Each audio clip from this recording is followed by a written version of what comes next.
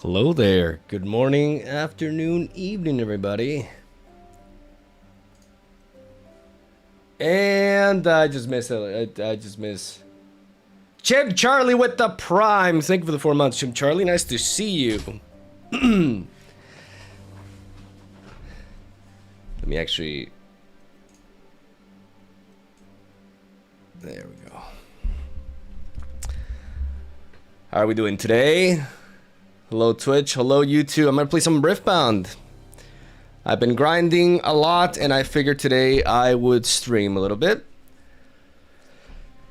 Please, I hope he's playing on Rift Atlas. I don't know what Rift Atlas is. Like I'm used to playing on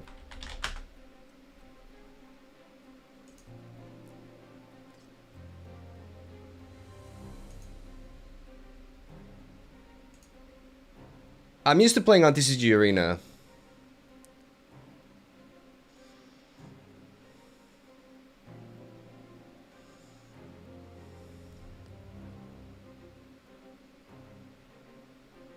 Maybe I should try it.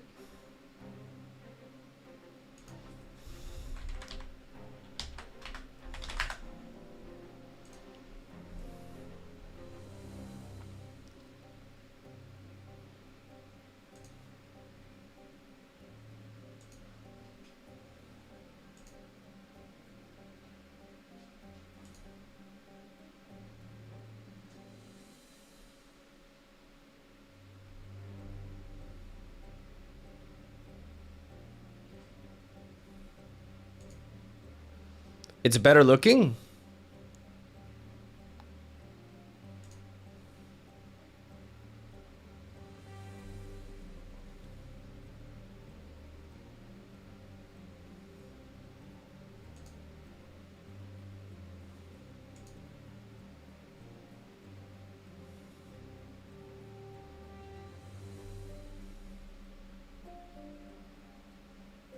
I'll look into it. Like right now, I'm used to TCG Arena, and I feel like learning the new, like a new thing. Like I'll play it like often. If I like it more, I'll switch to it.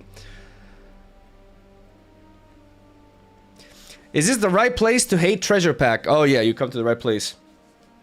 I am a certified Treasure Pack hater. I actually don't even play the Pack of Wonders either. I know that seems crazy for Pike, but I actually think that card is not as good as people think it is. I've been grinding this deck a lot. You know, and I've been tweaking the list to fit like how I like to play it and how I feel it's good essentially.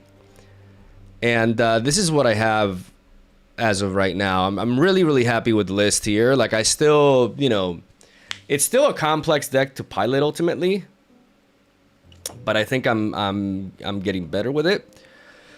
But one of the big things is that I removed the treasure pack package completely. Treasure Trove, I'm completely convinced is bait. It loses you a lot of tempo, and it doesn't really do enough. Like you have more efficient ways to draw through your deck, namely Ezreal. Like I found that running 2 copies of Ezreal allows me to pretty much almost never run out of gas, really. And I've been studying, you know, this archetype a lot. Like I've been playing nothing but it, right? So, and I realized like the biggest weakness with Pyke is generally lack of tempo. So the bouncing is very strong, and having the ability to bounce anything at any, you know, once per turn gives you a lot of options, but you can also bait yourself into overdoing the bouncing, right? And that's why I actually removed the Pack of Wonders.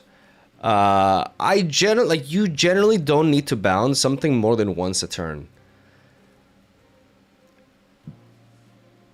Overplaying Bewitching Spirit early is a mistake in my opinion against decks that can apply pressure to you. Like you need to develop your board as well, and you need to find the right moment to chain your Bewitching Spirits. And I'm a big believer in 2 Mind Splitters. I wasn't sure about Mind Splitter and Pyke, and now like I can't, like I can't see any other world where you don't play 2 copies of Mind Splitter. This deck with Ripper's Bay has the ability to accelerate going first into a turn 3 Mind Splitter, as long as you find your 2-drop. I added a couple of Noxus Hopeful. I think running 3 is excessive given the distributions of the deck, because it's a really nice play to build up some might on the board, but you don't want to overdraw them, as you want to be using your mana for cycling and drawing as well, and you want to have a good amount of spells. The deck is essentially built around Ezreal, believe it or not. Even though we only run 2 copies of it, we have a lot of ways to really capitalize on Ezreal. Ezreal allows us to play our Pyke without having to consume the power. Ezreal allows our Blood Rush to be repeated without having to pay the extra mana, and giving us Assault 4. This card has been a big game changer for me. This card as a full set allows us to push for the Conquers when we need them. Very, very, very important card, actually. As we can repeat it, we can bounce it again with Fizz, and we can spam it with Ezreal for very, very little effort. And I found it much more reliable than Cleave. There's a lot of scenarios where that extra might makes the world of a difference. I'm also running 1 copy of Sharkling. I've seen people run stuff like Kaisa. I actually believe Sharkling is better for what you want this slot to do, which is like an accelerate unit that you can make cost 3 with Ezreal, by the way, or you can make it cost no power, giving you 5 might for potentially 3 energy with Ezreal on the board. Gives you tremendous burst, which is really, really important. 1 Baron Nashor is all you really need. It's a very strong win condition that we go for quite often, but generally 1 copy is more than enough. As 2 Mind Splitters really come into play, though. Like, there are some games where you develop 2 of them, and being able to accelerate into them. The combination of Mind Splitter and Bewitching Spirit. Mind Splitter also takes you a little bit of pressure, because sometimes people, like, there are scenarios that I found myself in which my opponent has like 5 cards in hand, and I'm like, okay, I'm going to start bouncing Bewitching Spirits. Yeah, I take away 2 cards from them. But I generated no board presence whatsoever, and then I have a really hard time catching up with my opponent, and they're able to hold very efficiently on me. So you need to know like when to commit to them and when to actually develop the board instead. One of the prime openers that I really like is Treasure Hunter on turn 1, going first, and then we conquer the Ripper's Bay, and we play Tide Turner, and then we bounce the Tide Turner while ramping with Ripper's Bay. And this way we effectively ramp to 7 mana or 7 runes on turn 3, and we generate 3 golds. That is what I call the nuts. That is the nuts opener, right? I very rarely lose when I have that opener, because I can start firing off Falling Stars for free without losing any momentum, and I can do a lot, right? I did end up taking out the Monster Harpoon. I was a bit on copium with that card. I just really like the idea of being able to deal 4 damage, because this deck does... Blood Rush also has helped against that. You know, like if our opponent tries to slam down a Vex, running a full set of Blood Rush allows me to just actually conquer that lane by just having 1 unit on the board. Like this Blood Rush does a lot. But Monster Harpoon often require me to consume a lot of power. It also requires me to play suboptimally, because I have to hide the Pyke or something to enable it. Void Seeker is just better. It's just more reliable. It doesn't force me to commit to a lane. I'm not really a whole deck, so having to hide a unit to enable it, like the Monster Harpoon, was really I also, like, I said it before, like, I didn't understand why people were so hyped about Abandon. I still think Hard Bargain is significantly better as a counterspell. And of course, with Ezreal, we have the ability to repeat it for 3. 3 Gus. I do main deck 1 Acceptable Losses. In this meta, there's a lot of decks that run some kind of gear that this card hits. Even decks, you know, like decks like, for example, like Lilia, right? With any deck with, like, any blue deck with the Sprite card, the two mana Sprite card that generates sprites, right? Like, you can bop that. Against Fiora or any kind of deck with weapon gears Azir, you have use for it. Against Irelia, you need it to destroy the boots and the Guardian's Angels. Against Aurora, it can be really clutch as well. Like I have found very, very little downside in running one main deck acceptable losses, and then I run two more in the, and by not running the Pack of Wonders, I don't have that anti-synergy with the acceptable losses, even though technically acceptable losses works well with the Treasure Trove. But again, like so many deck slots taken up by those garbage cards that don't do anything. So I run two of these. I run two Angler Beasts in the sideboard. This card is essential for very specific matchups, which I can have a rough time, like mainly Azir and Victor. Against Azir and Victor, this card is an absolute monster. Like, it is insane. And it's also really useful against LeBlanc as well. This card as a 2-of, actually. Not as a 1-off, because if I run a 1-off, like, it's such a key card that I'm not going to draw it a lot of times when I bring it in. So I run 2 copies of it. I also run 2 copies of Vex in the sideboard. There's a lot of matchups where we don't really need Vex in this kind of deck, but there's also a lot of matchups where she's really, really good. You know, any sort of, like, for example, like against Master Yi, against Lilia, against Ezreal's, for example, to shut down their thousand-tailed Watcher. Against, you know, there's quite a few matchups, right? Like where it comes into play, but there's also a lot of matchups where it doesn't quite do it for us. So I have it in the sideboard instead. 1 Thermal Beam for mainly like Azir, but also for Aurora. I want to run 3 acceptable losses and 1 Thermal Beam. One of the problems that I had with Aurora is because I don't run Detonate. I struggle with a good Aurora player that, you know, believe it or not, those kind of beings exist, that make use of Sivir's ability to spawn golds to protect their Aurora from acceptable losses, right? So having the Thermal Beam also comes into play there. We have 1 extra hard bargain, which can come in. You know, a lot of times in matches where I don't need the acceptable losses, I take it out and I bring in a hard bargain. A second hard bargain works with Ezreal. And so far, I'm really happy with this sideboard. When it comes to the battlefields, obviously, we have the Ripper's Bay. I'm still a big believer in Aspirant's Climb. I think this deck can outgrind the vast majority of decks out there because of our ability to attack the hand. So the more drawn out a game is, generally, the better it is for us. So being able to give ourselves an extra, you know, having your opponent have to get an extra point in order to win, especially when we're going second, I think is quite relevant. And then forbidding waste to be able to deal with, like, a spread out aggression, essentially. As we have 7 2-drops. I was running 8. Maybe that's better, but I really wanted to run the Noxus Hopefuls as well. And this is what I'm playing, basically. Like, the deck has been performing really well. I still, you know, I still have a lot of grinding to do because I want to really polish up my piloting.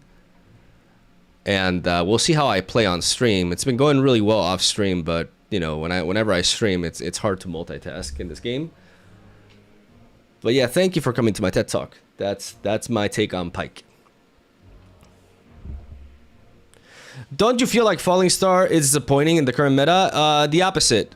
The opposite. I think Falling Star is insane. It kills Stellacorn, it kills Diana, it kills Hui, it kills so much shit. Like it is incredible. The downside is that it's very power hungry, but if we have a strong opener being able to generate gold, then it's an incredibly, you just need to know when to use it. And sometimes you're just like, fuck it, and you hit a deflect unit twice with it. If it's really worth it, you do it. You burn 4 power. Like sometimes you just got to do it.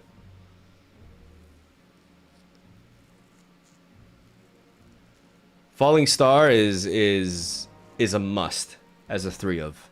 Like I would not even dream of taking out a single copy. Like it's extremely important in this deck.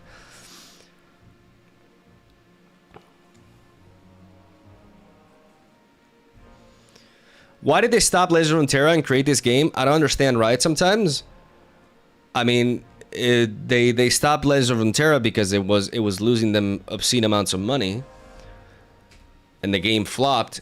And honestly, if I'm real with you, like, this game is better. I love the Legends of Runeterra days. Legends of Runeterra benefited me dramatically. But this is a better game. This is the best card game I played. Like, no other card game has, and I played so many of them, but this is, in my opinion, this is the best card game. Like, that's just how I feel about it. Like, I keep going back to it. It's just, it's crack. It's crack. I'm addicted. Are you going to Utrecht with this list? I actually don't have the deck complete yet. Like, I'm missing. So I got the stuff here, you know, like. So I'm basically missing. I'm missing fucking stack deck. I don't have stack decks.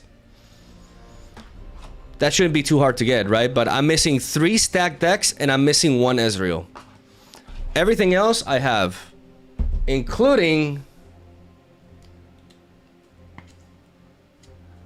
this bad boy. Oh yeah. I'm gonna flex this all day.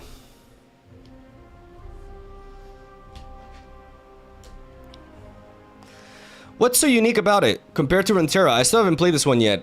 What's very unique about Riftbound is the resource system. The rune system. It is the best resource system out of any card game I've ever played. The power mechanic is just absolutely brilliant. You generate 2 runes every turn, and you can consume the runes to play powerful cards or trigger specific abilities. But that costs you, you know, you have to sacrifice the rune, which means you slow down your rune progression and you have less energy / mana for the next turn. So you have to really think about like how to,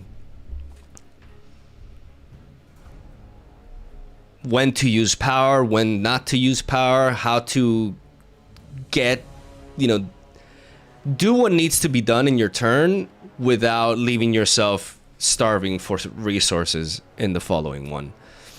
And that's where this game becomes really, really, really interesting. How expensive are decks usually if you were to pick singles up on the card market? Actually not. So I can give you a rundown of like what this deck costs, right? All these, like, the stack decks are like $1 each, okay? The falling stars are also like $2 or $3, something like that. Everything else is just like worth nothing because they're commons. I'm not sure. The Tide Turner also costs like a couple of bucks, I think. Ezreal is more expensive. Ezreal is a specific case of a card that's expensive. It costs like 10 bucks. But most of these cards cost very little. I would say this deck is probably like,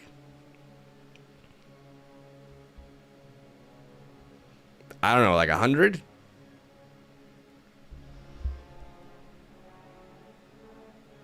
Runes are lands, yes. But they're not in your deck. They exist in their own pile. So they don't blend with your deck. You don't draw runes. You generate them. You automatically channel them every turn. So you don't have to worry about not drawing your runes or drawing too many runes. You know, all that bullshit that you deal with in Magic the Gathering doesn't exist here.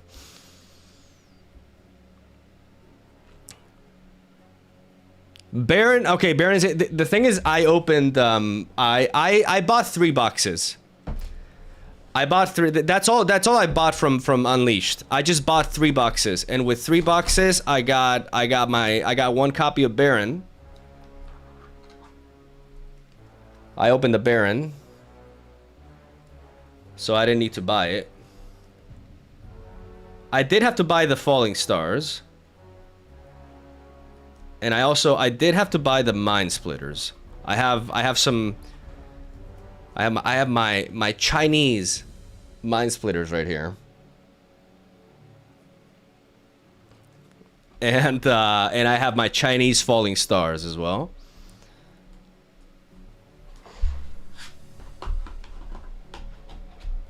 And I also have these runes. I have 3 of these.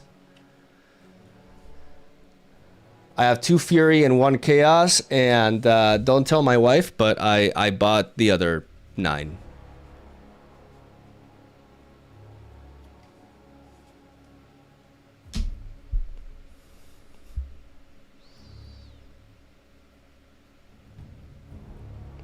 It was just to treat myself, okay? Like I don't buy clothes or any of that shit, so I you know.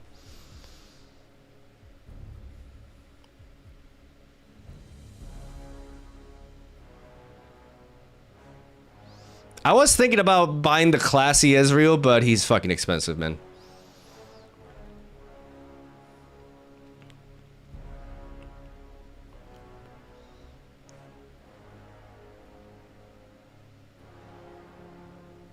Stack deck is expensive? No, it's like $1. What do you say? I have a lot of cards. Like I have a lot. I have the thing here, right? Yeah. This is my collection so far. You know, I got these legends. I got Defiant Dances, even though I'm not a really degenerate. What else do I got? Yeah, I got some good shit. Yeah. I can switch to, wait, I can show you here. That's better. So I got this. I got a Chinese Fizz, but I already have 3 of them. I got Irelia there. I got the, what's the name of the Last Rites? And, you know, some Edge of Knights and the Pretty Sivir. Some long swords. I got an Elder Dragon. I have an Elder Dragon. I have the Vile Maw. I have Moonfall for Diana. I have Rengar. I have Diana as well, and that's it.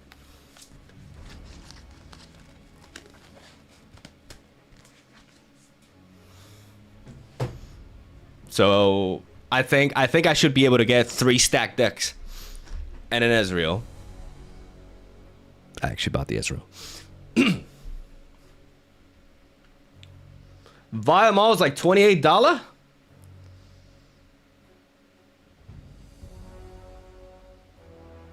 You can mix English and Chinese cards, yes. But you cannot go to a Chinese tournament or a tournament in China and play English cards. I think that's bullshit, but you can't. Fun facts. Like you will get disqualified.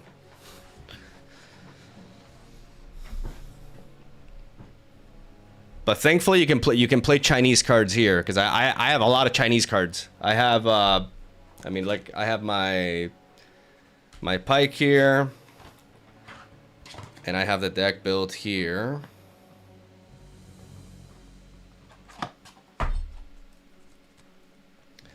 You know, I got the PYKE, I got the treasures, the merchants, the tide turners, the hopefuls, my little spirit, bewitching spirit. I love him. I got my fizzes. I got my my Chinese Ezreal.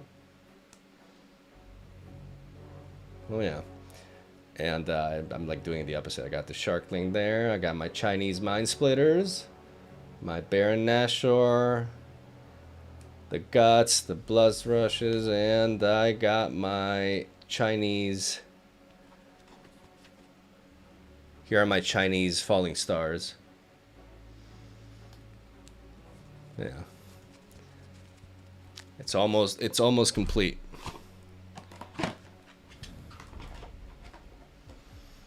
I have not gone yet because I've been trying to figure the deck out, and I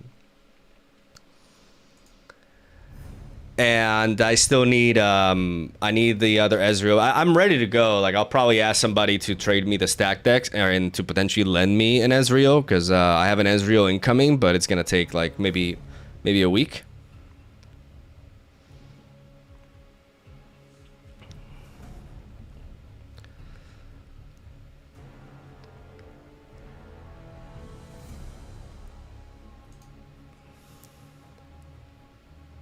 But I have not gone to. I wanna, like, I would like to go to a regional, man. The problem is, like, there's no regionals in July, and I'm definitely going to Barcelona, but Barcelona is gonna be set 4. I would like to go to Utrecht, but it's just so, I just haven't had enough time.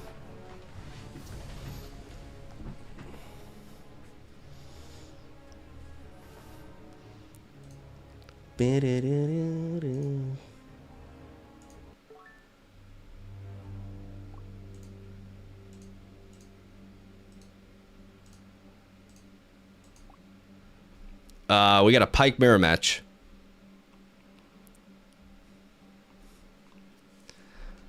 Okay. So acceptable losses probably won't be good here. What about the Fizz? The hard bargain.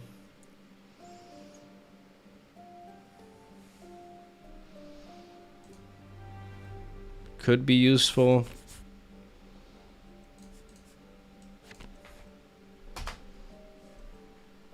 Let's drop this.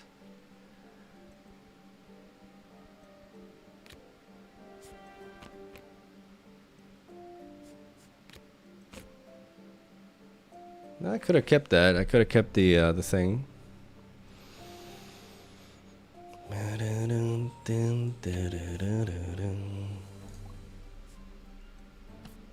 Okay, so they go for a gust. I'm gonna tap 1, and I'm gonna channel a rune in response. I don't get the gold, but I do get that, and then I just drop him again.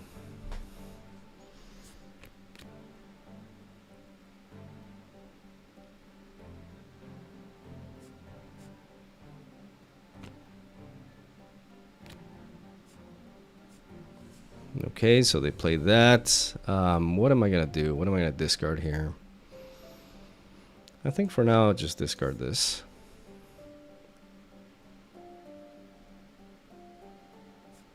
I also scored a point. Oh no, I didn't score a point.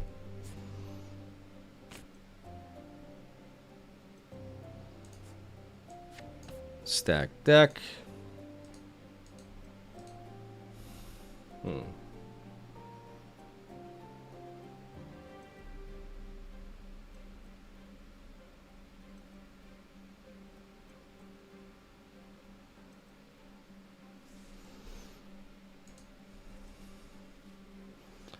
So I go boom, I bounce, I do that. I can bounce with 1.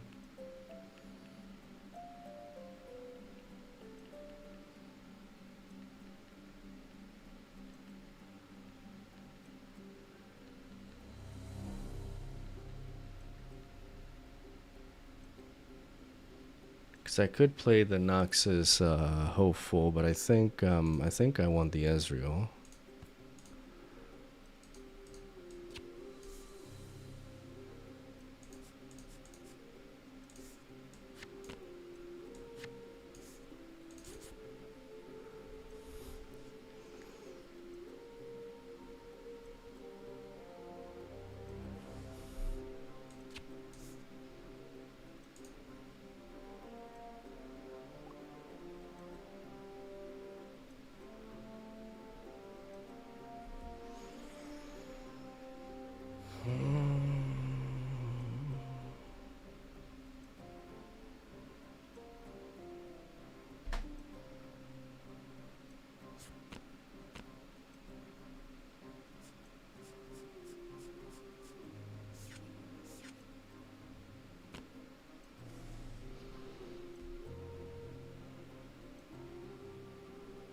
Let me think. Do I go for this?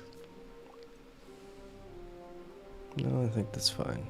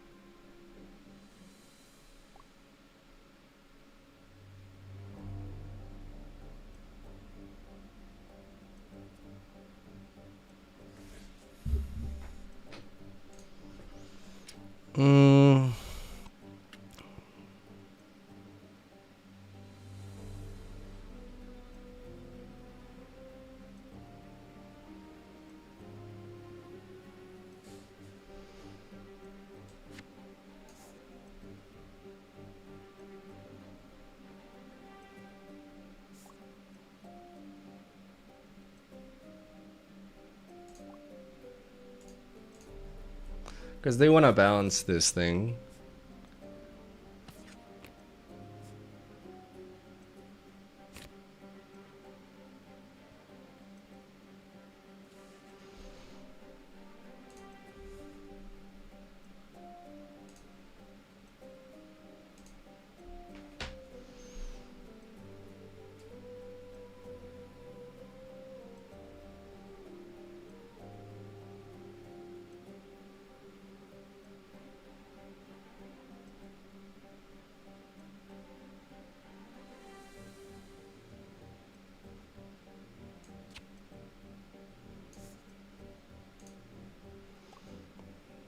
I think I do want to accelerate a little bit, right? So I go with you and you.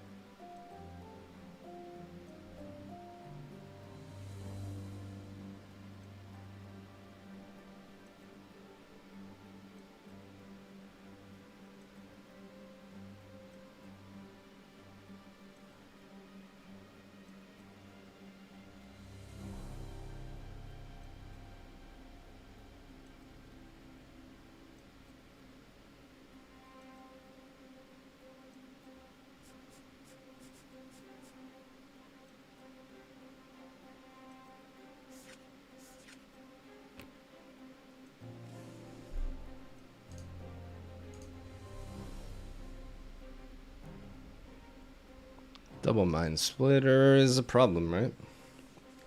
Okay.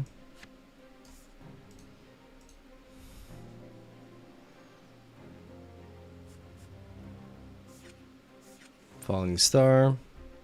2 Ezreal and you, okay.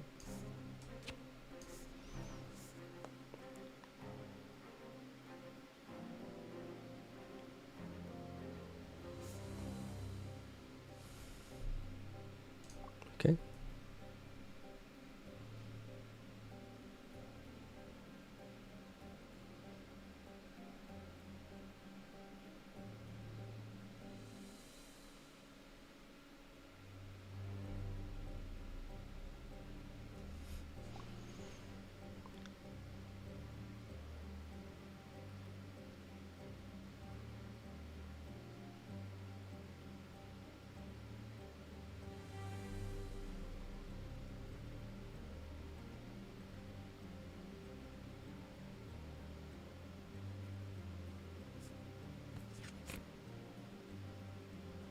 Interesting.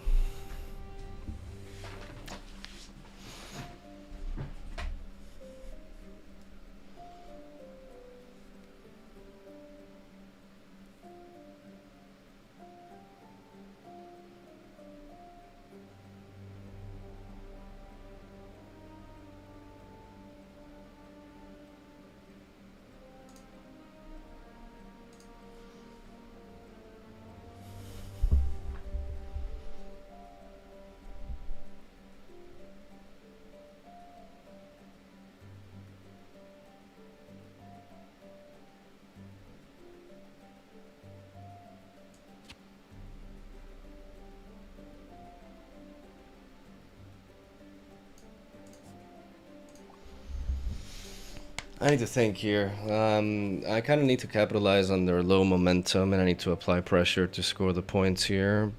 I think, okay, so if I go U into U, I consume 2 just to return that to the hand, which slows them down dramatically. And then Pike can come in. I could bounce the Ty Turner, so if I do that, that's 3. That bounces that back. And then I play it again. What could I draw?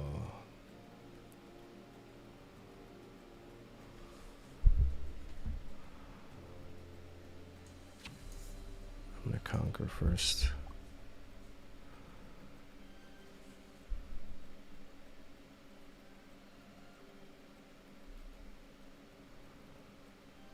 Score a point here, then I can score a point here.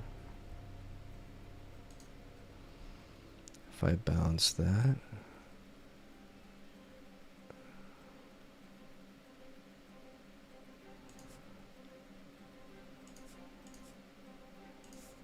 I just feel like this play makes the most sense.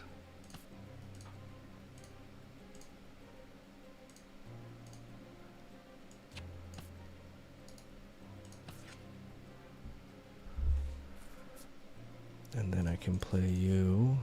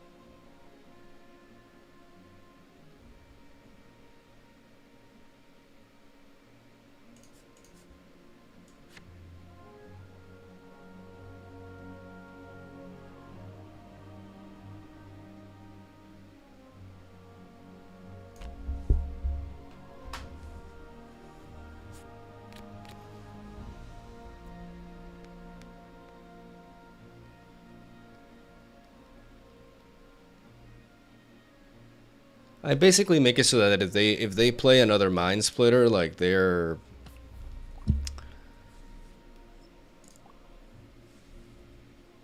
losing too much momentum, right? Like I'm trying to out-tempo them here.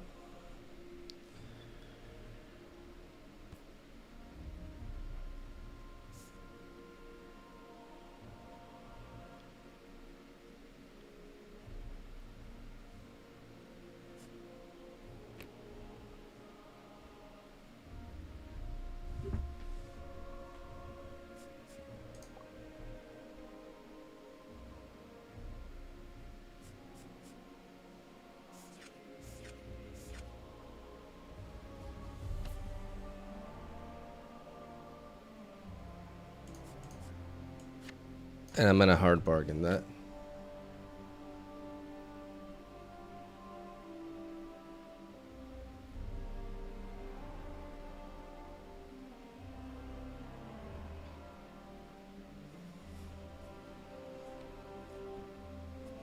So that they're tapped out this turn.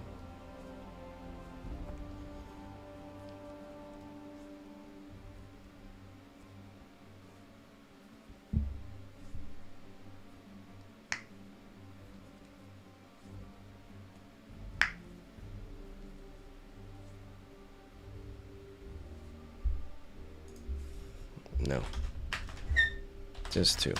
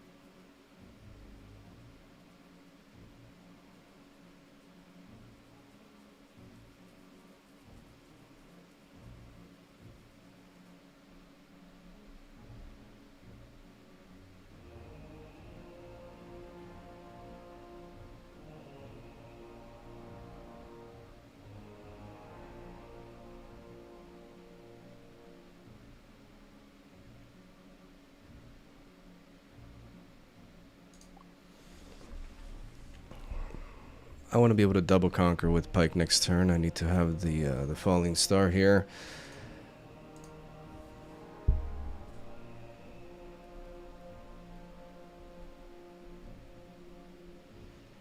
They can't mind splitter this turn, so whatever they can do, we just bounce back the pike and we have the upper hand. So the question is, what do I do with this fizz? Do I just play it?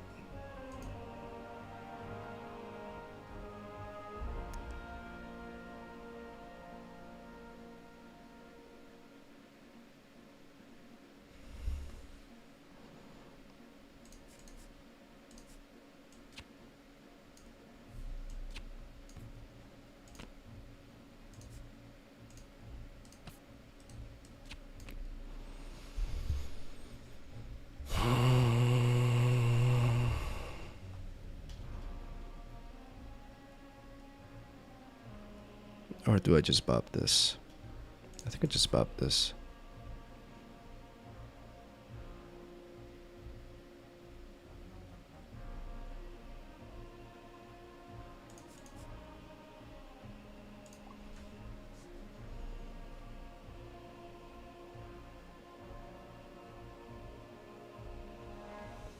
That means I have 10 mana next turn, which limits my plays.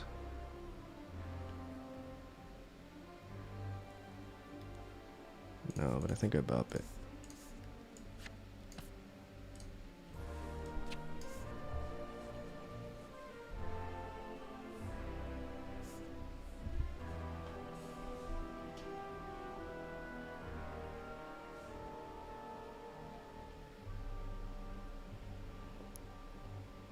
If they falling star me and then they don't really have the means. If I go this 7, I can't. I can bounce 3 times with 9. No, I can't.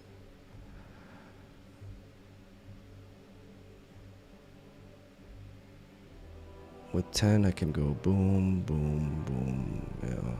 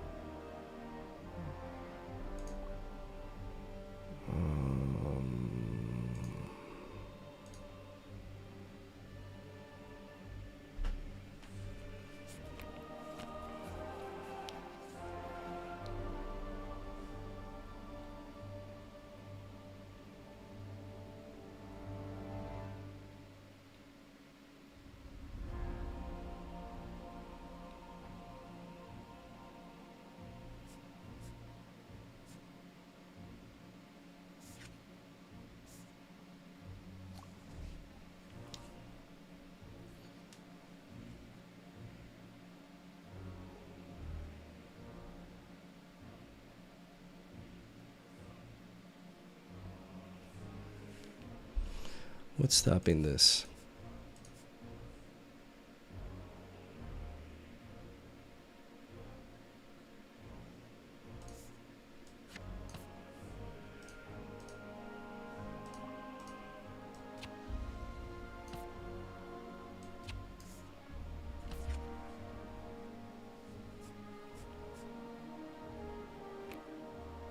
That's it. It's game.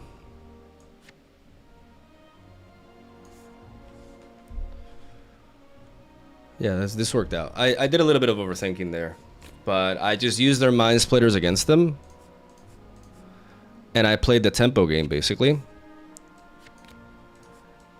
and used PYKE as a win con,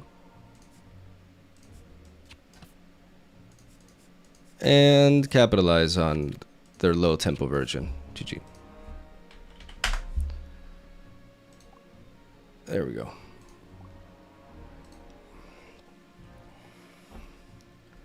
So that's what I'm saying. Like, if you commit too much to attacking the hand with PYKE, like, you leave yourself vulnerable to the opponent just blitzing you. So that's why I don't believe in the treasure trove shit.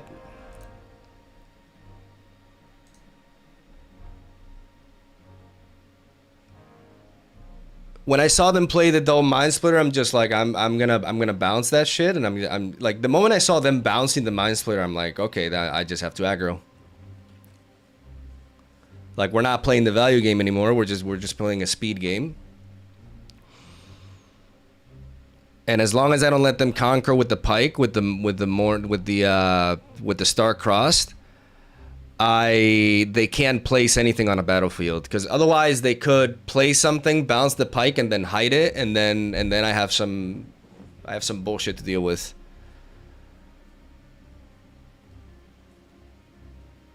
Though I could have also beaten that theoretically, because I had 10 runes, so I could just fizz. I could just gust the unit that they play in front, force the PYKE to flip over, then play fizz, recycle the falling star, nuke the PYKE. And then no, but then I didn't have the mana for that. Yeah, I had to star cross there. Yeah, no, we played that how we needed to. I don't know why they bounce mind splitter, because I think one of the traps that people fall into PYKE is that they just think, I have to bounce everything. Bounce, and it's like, every bounce that you commit to is a loss of tempo. Every bounce that you commit to is like, you're paying energy to replay the same card that you just had on the board already. You need a good reason for that. You need a reason to that. I very rarely bounce the mind splitter unless I'm very ahead tempo wise. Like, I do bounce mind splitter against Aurora, for example. Right? And in some matchups where I'm in control of the board, I can bounce the mind splitter and attack the key card in their hand. So there are scenarios where you bounce the mind splitter, but you don't bounce the mind splitter when you're behind on points.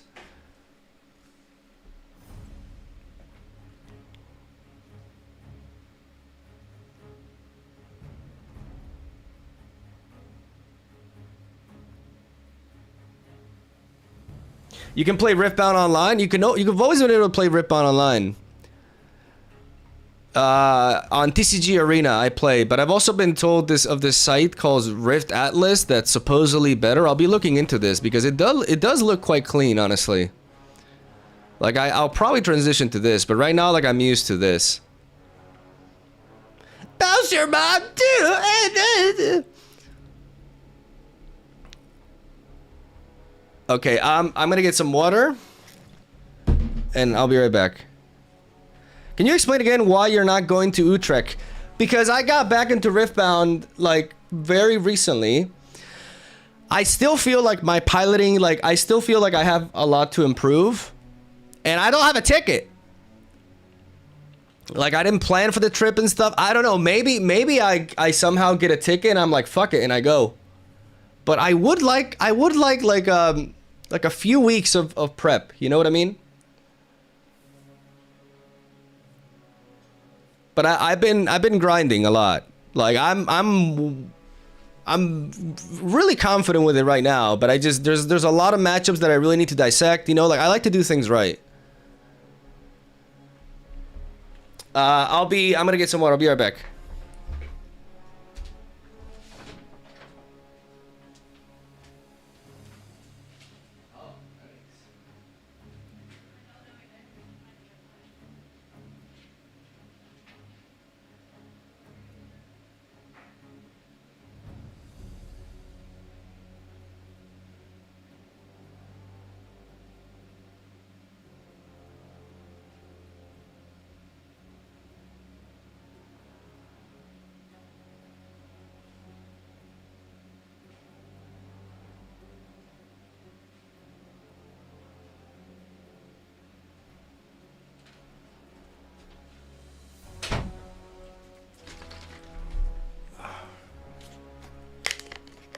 Is this Runeterra? No, this is the better. It is the better Runeterra.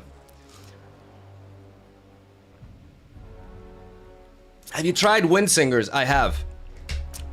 It's a really weird card. Okay, here's my take on Windsinger. 40% of the time, it's crazy, and 60% of the time, it's just ass. It's just complete ass. I don't like it. I like it a lot against the Zir. Against the Zir, it's a god.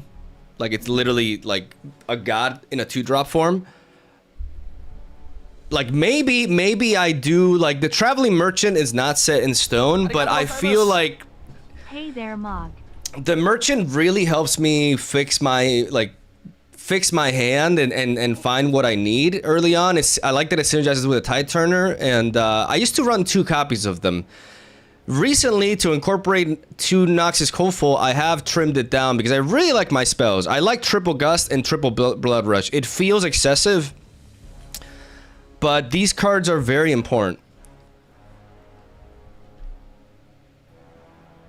7 2-drops feels underwhelming. Yeah, I think I should probably run 8. Honestly, like, it's probably something that's gonna bite me in the ass. But I run 7 right now. The Rack Neuro TV, hello, thank you for the tier 1 sub, man. 66 months. Meu Deus.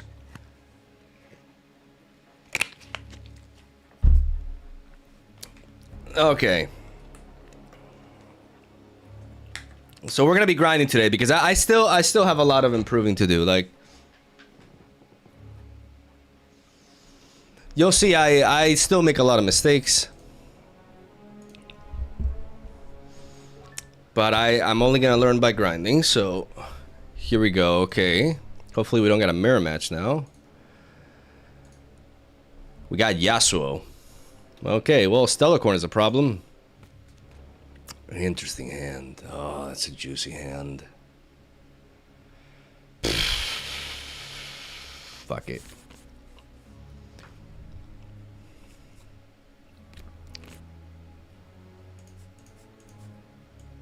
I'm gonna go Bewitching Spirit because I match up well into this, even though they're probably gonna play something there. That counters a Falling Star, but I just hope I hope I don't see Stellarcorn. Stellarcorn is my biggest concern here, but if they would play it here, then they leave it wide open, so I don't know if they would even play it this turn. That would be crazy. No, they played a Mystic Poro with Vision. Okay. Double Mystic Poro.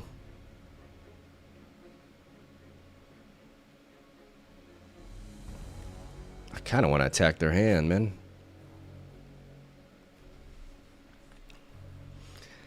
They're so low on resources. But if I can, what if I find,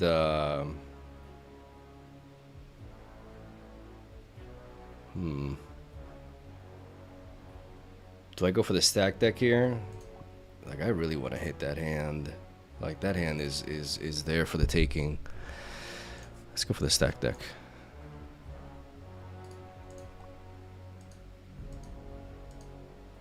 I mean, that's kind of what I really wanted, right? Like, this allows me to just take that.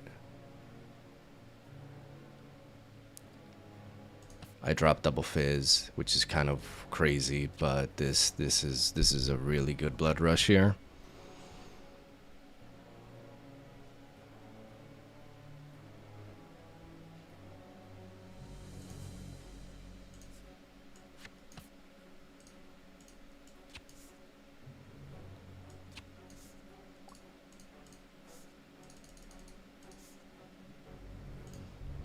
Including those two drops is a pretty big deal, I think.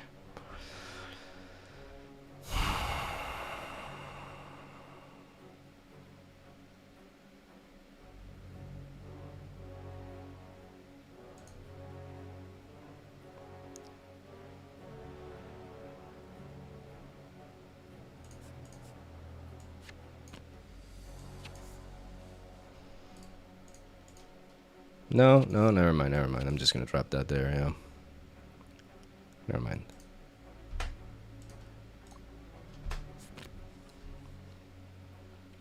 I match up well into this.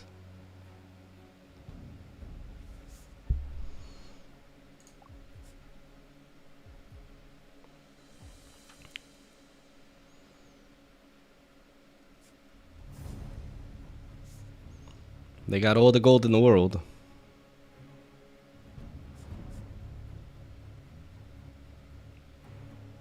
The question is, what are they gonna do with it? What the fuck? What's the point of that?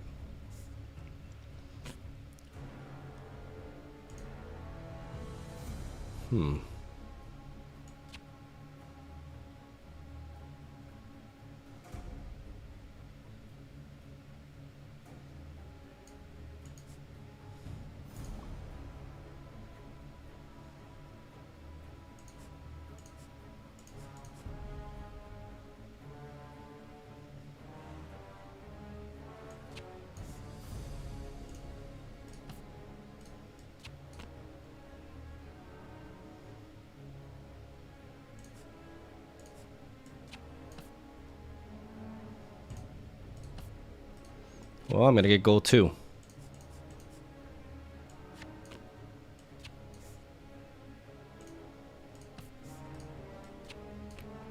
And delete your hand while we're at it.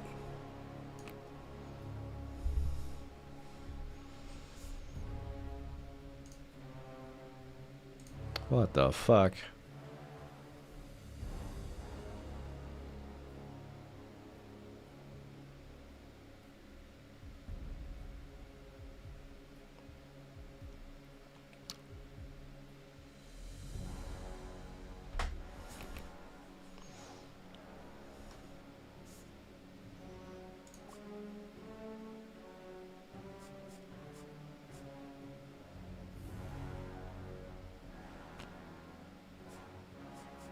Okay.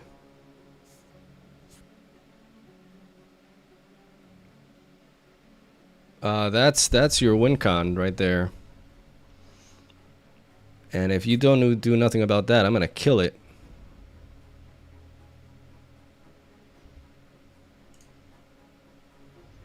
I am gonna kill it effective immediately.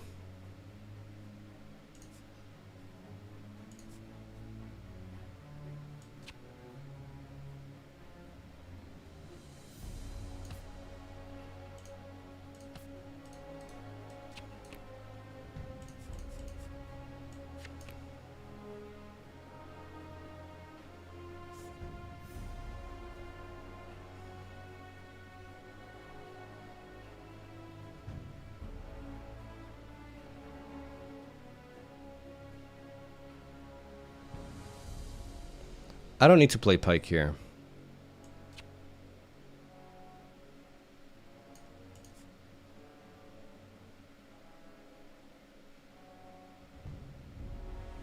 No, yes I do.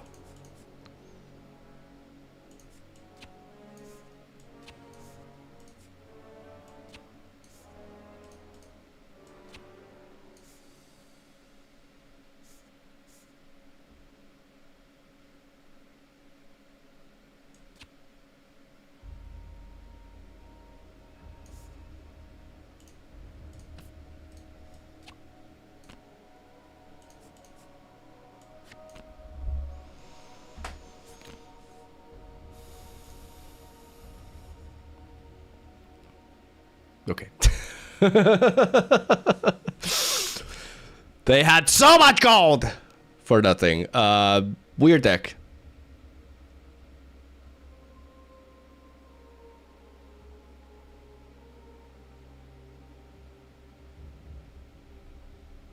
Strange deck.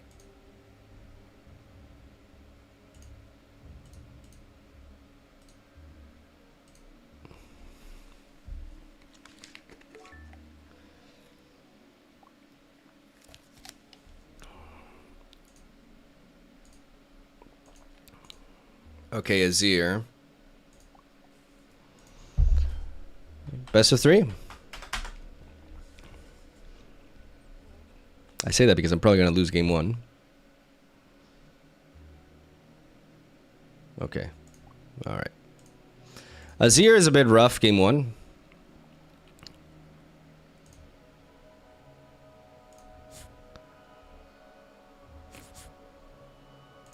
But let's see if we can handle it.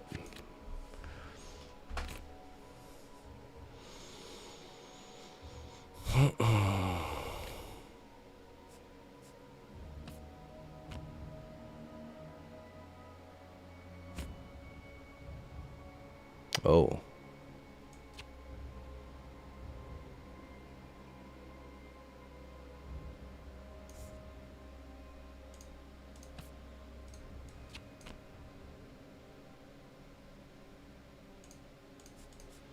Okay, I'm going to do this. I'm going to drop the Bewitching Spirit, attack their hand. I'm going to leave 1 mana open for Gust.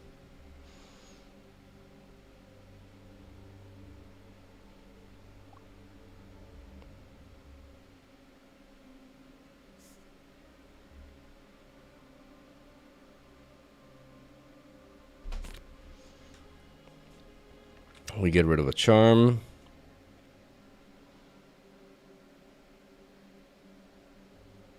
They could have a buff, but I think I'm willing to get that out of them.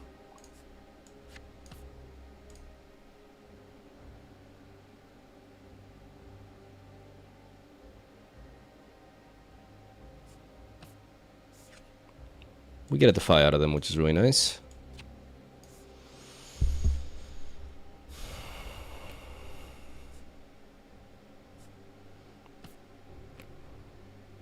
Okay, so 6.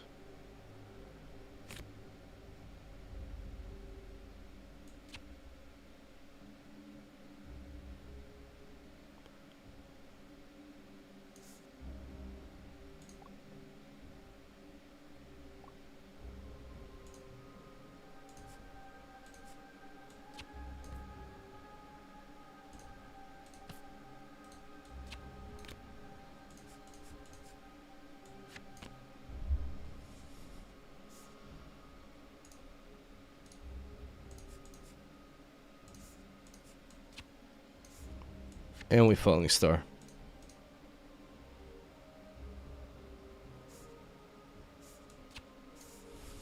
Okay.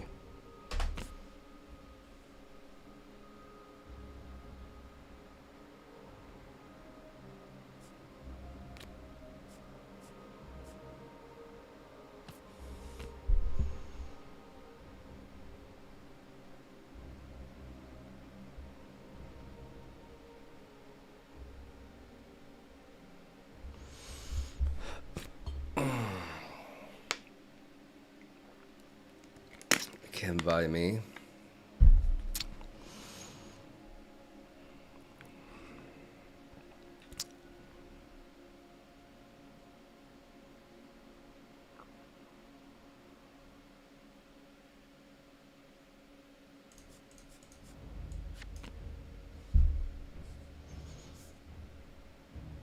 Get that Hidden Blade out, that's huge.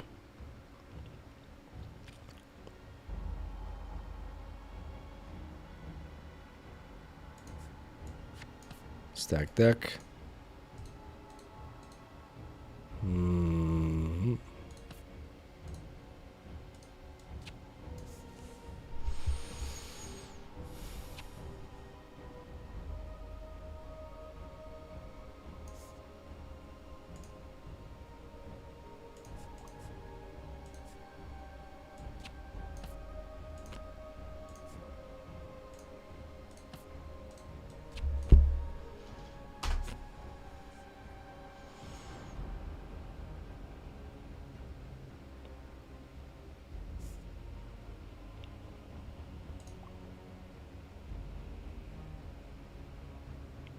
And now we're forcing them to play out their hand every time.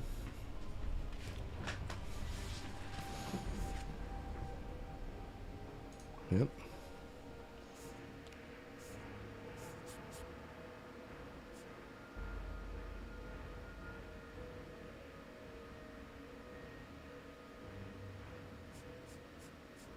Oh, they top decked it.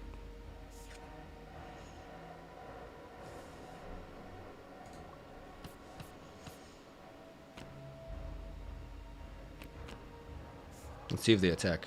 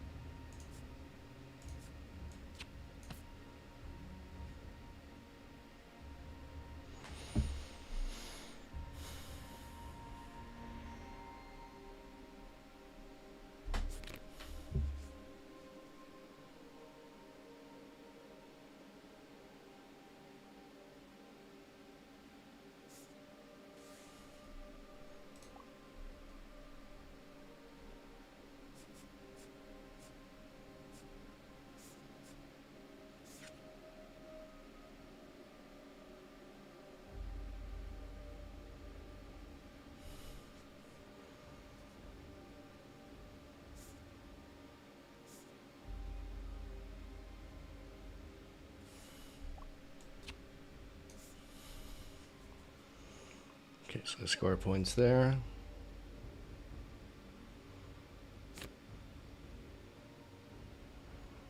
And there's a juicy falling star.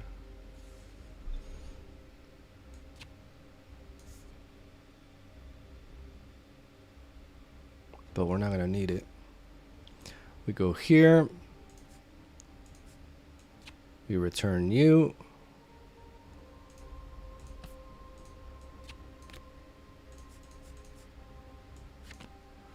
Get rid of that mystery card in hand.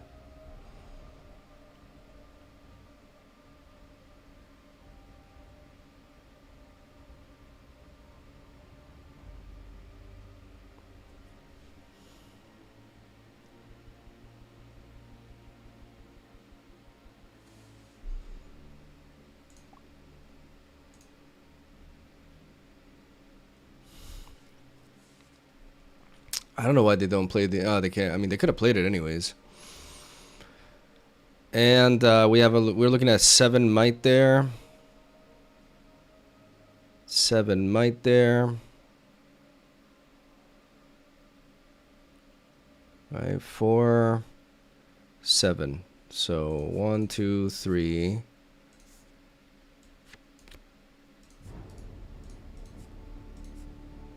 4. And then we play our Blood Rush repeated.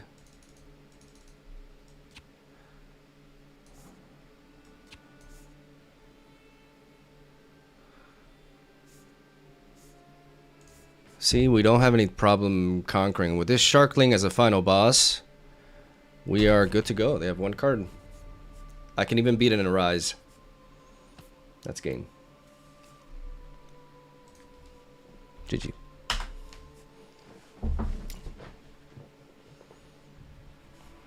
There we go. Not so bad.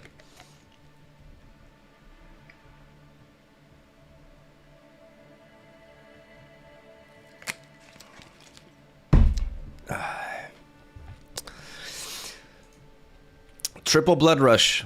Blood Rush with Pyke is nuts. And when you have an Ezreal in the mix, what was my next draw? A tide turn. Okay, that's kind of bad. What about after? Where are my Ezreals at? Oh, there's my boy Baron. And some lousy top decks that would draw me a card. Another, yeah, I don't know, no fizz. Okay, there's my fizz. Well, because once I draw a fizz, I just go nuts. I just go nuts. 3, I can find another fizz. Yeah. Stack deck. 3 more. There's the Ezreal. I just draw everything. Yeah.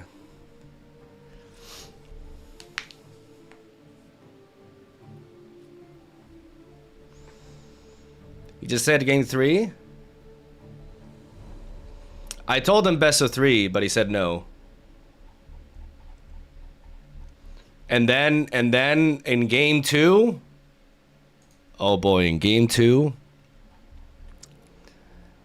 I bring in my boy the Angler Beast. I bring in triple acceptable losses, Thermal Beam, Angler Beast, Hard Bargain to counter that Arise. I don't even know if I bring the Hard Bargain, to be honest. Do I bring Vex against the Zir? That's the question. I mean, it stops their Azir from accelerating on us, right? And the Rise, so I probably do bring it.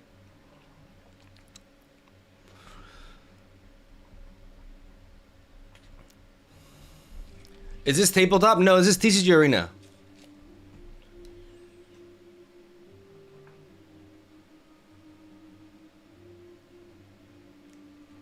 Good morning, ear.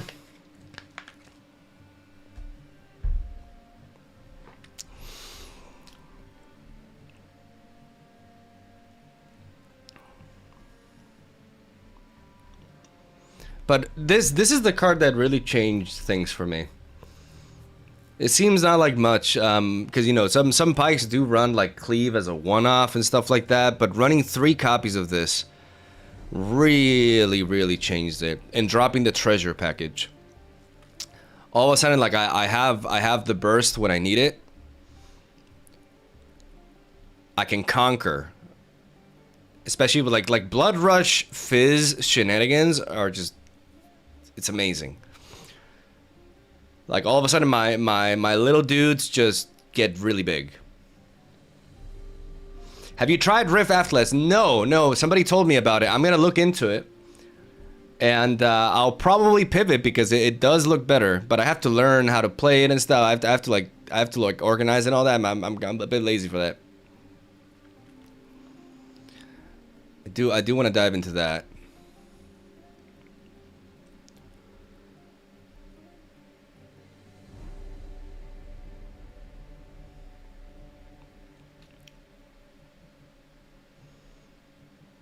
You gotta be mad with some keybinds. What do you mean? I like the points. I like the way the points are. I like how everything on the board is closer, you know?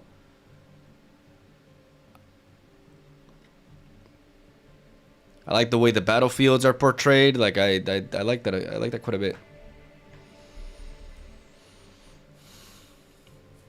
There's a called shot there. That's bullshit. The card is banned.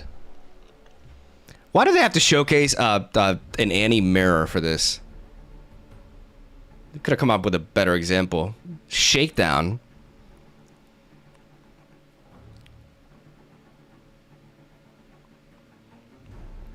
What if Shakedown is actually good?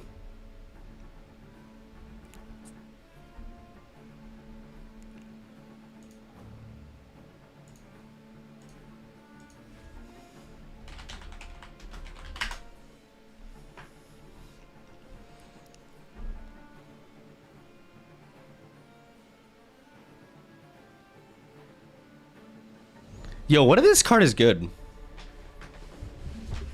Like, I mean, it's drawing, it's like 2 power for 2 to draw 2. No, that can't be good.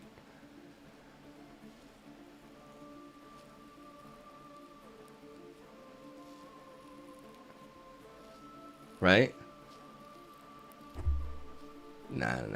The thing is, like, you can replay it with Fizz, which is really funny.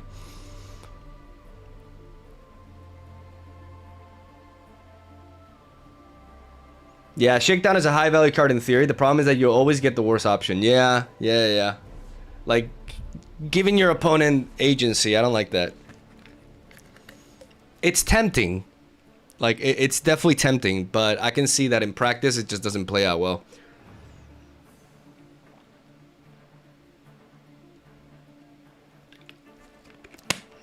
It's a bit of a trap, I think.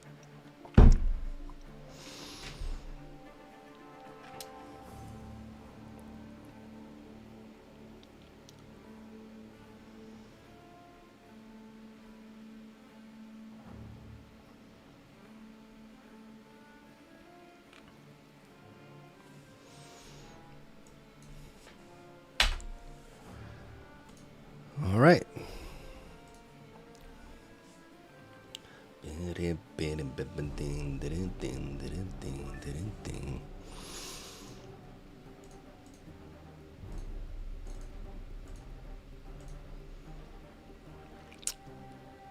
Kha'Zix is scary.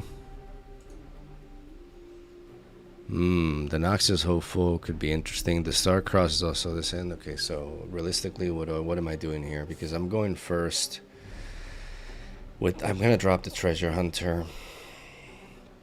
I will need some kind of 2-drop. Do I mulligan away Fizz and Star-Crossed? I mean, Star-Crossed does a lot, and Fizz too, but maybe for some early game options? My instinct tells me to do this. My instinct rewards me, I think.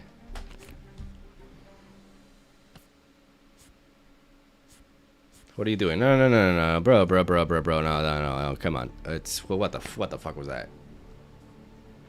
What the fuck was that? What is my next turn looking like? I need to go over this. I go boom, boom.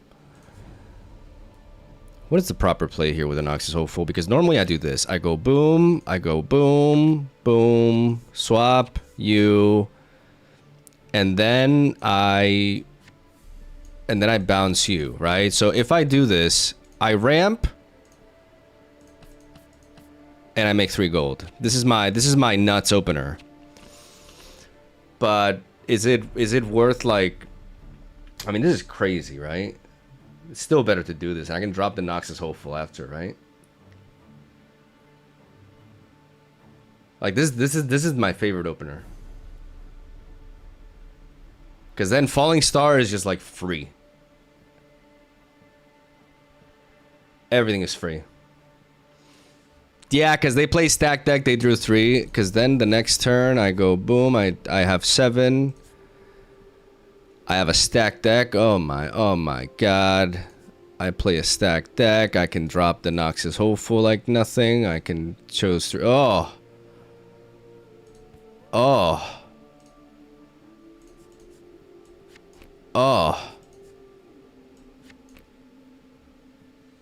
I can even go this. I don't even need to. Like, I can just hold back. Isn't that, like, crazy, though? Like, just super board development. And then next turn, I go to 9. I draw. I have a falling star here that's, like, the freest thing in the world. And then I can go easy. I can discard the gust. I can draw 2. I can play another easy. Or I could even... Oh, God, the plays... yeah, I could play another easy, to be honest. Drop another easy. Drop the Sharkling. Draw 2. And I got Baron. Oh, my God. Oh, my God. With the Fizz draw as well. That I could just, like, develop 2. Just full greed. Just go with you. Replay the stack deck.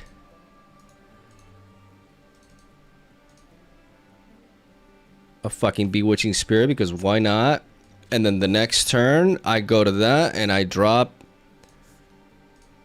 a Baron with an army.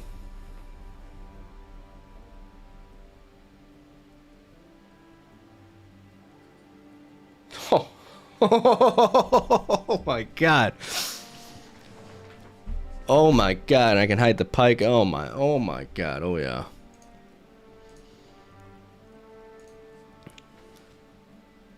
Oh, that was gonna be a nasty game. That was gonna be a nuts game.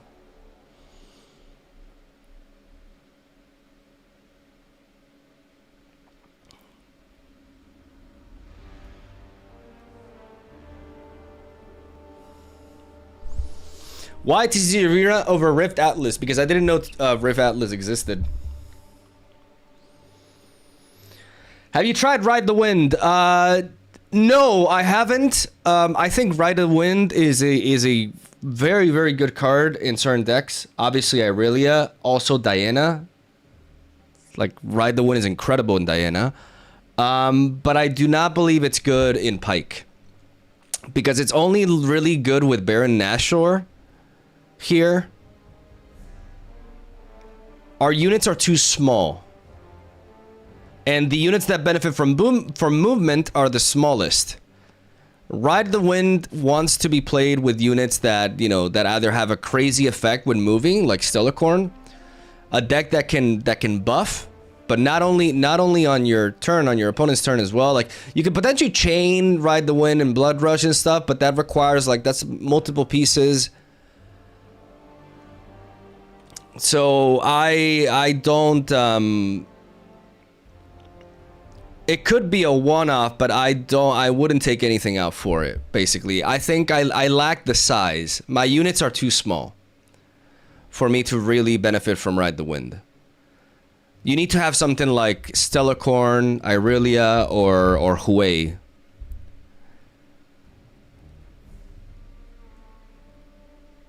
You know, or something like Vi, right? It is a card that I thought about for like a second, but then I was just like, nah, it just doesn't. What is your rune ramp for this deck? My rune ramp, well, Ripper's Bay. And you know, just making gold so I don't lose my runes.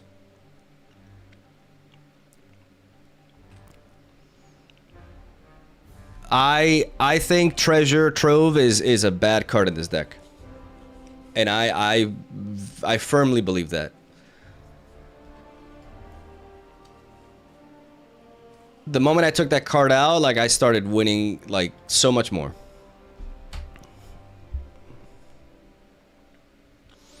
Good to see you playing Riftbound. How are you liking it? I've been addicted to Riftbound for months now. I stopped in May because I had to pay the bills and I had to, you know, and Pokemon Champions came out and I'm just like, whoa, I'm going to try this. But this is the game that I currently enjoy the most.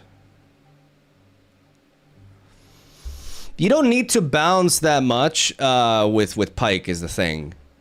And I'd rather use stuff like Gust and Starcrossed for the extra bounces when I need them than have to run the Treasure Trove garbage, because that's what it is. It's garbage.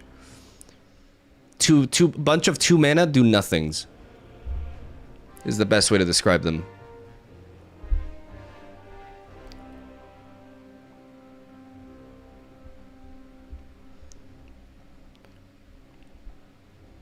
Instead, I run 2 Ezreals. With 2 Ezreals, when I need the card draw, I get it.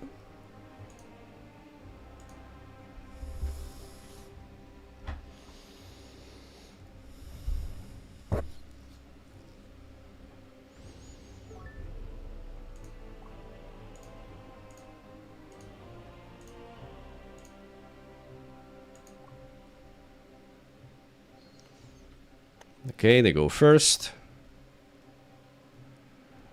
I do think I want to keep the Baron Nashor for this game. Do I want the Starcross this early? Probably not. Let's mulligan it away and see what we get instead. We get this Void Seeker could be useful to pop Diana.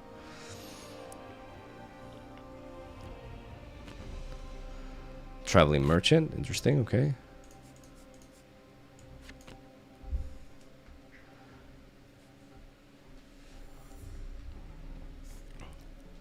Hard bargain. Okay.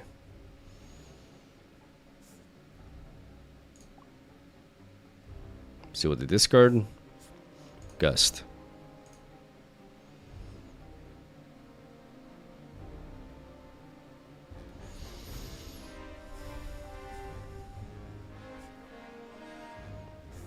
Falling Star to me. I think I'm in a hard hunt for this. This Falling Star is just too juicy.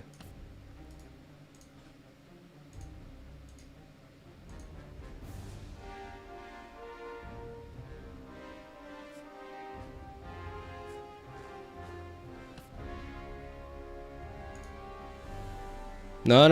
Hey, you can't do that. I mean, whatever.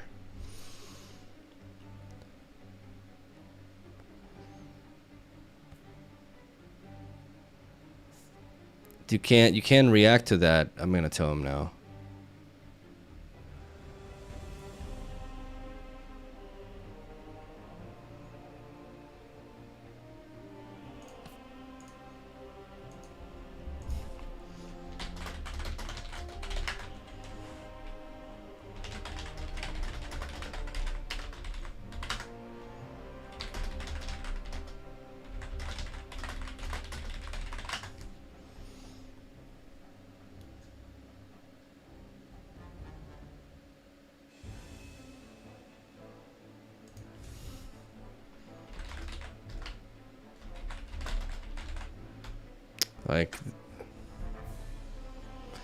I wasn't even gonna go in. Like, you should not.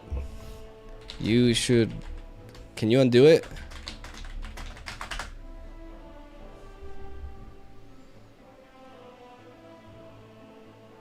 Because I'm not sure if I was gonna even. Just learn the goddamn rules, man. It's fine. It's fine.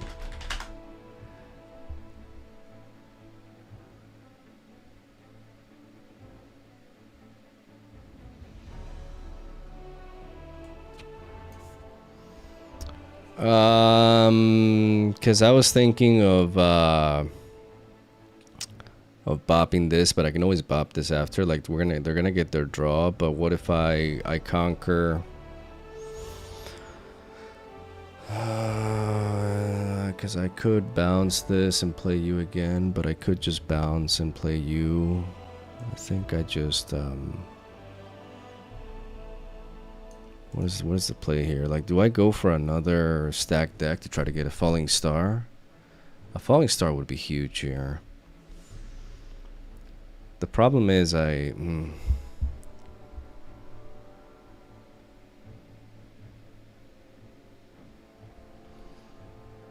yeah, let's just do this. Let's just conquer here. Let's return you to our hand as we ramp. And let's drop a Noxus Hopeful. Let's just take this approach. So that they would have played the stack deck anyways. I'm not sure. See, this is complex. I'm not sure what the proper line is here.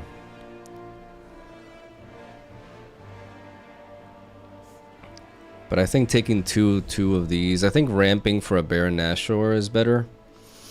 But we have to watch out for Hue. Hue can overcome Baron Nashor with proper support. I give myself more time to fire off a falling star without losing momentum this way. I also am directly threatening the Diana.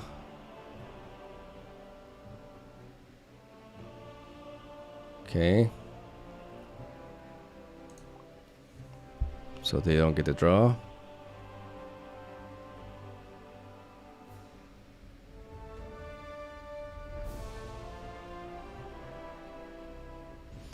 I can always bop it with a Void Seeker as well.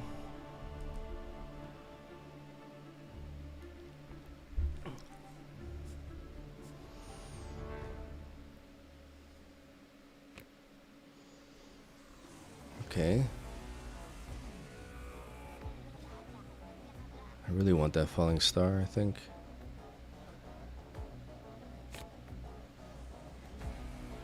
Interesting. I could theoretically fizz. That would cost me 2 power. That would slow me down, but it would allow me to clear these two. They obviously have an answer of some kind.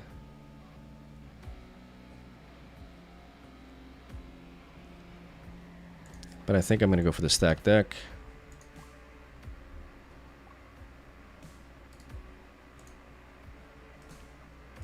There it is.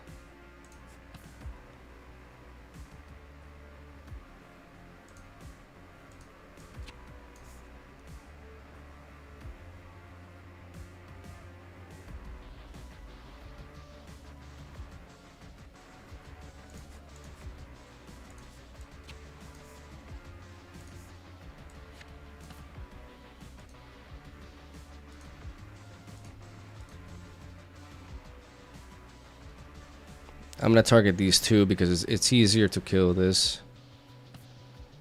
No, no, no, bro. You can't. What did we just talk about? Like, oh my god.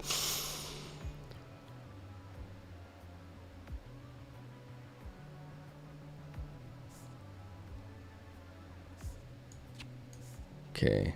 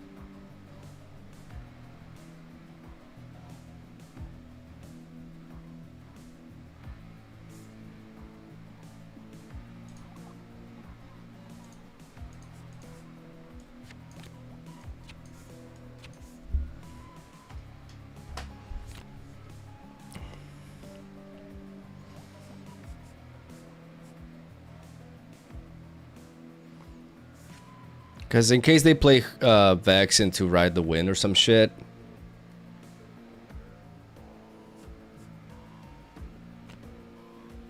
Okay. What do we do now? I think we attack their hand.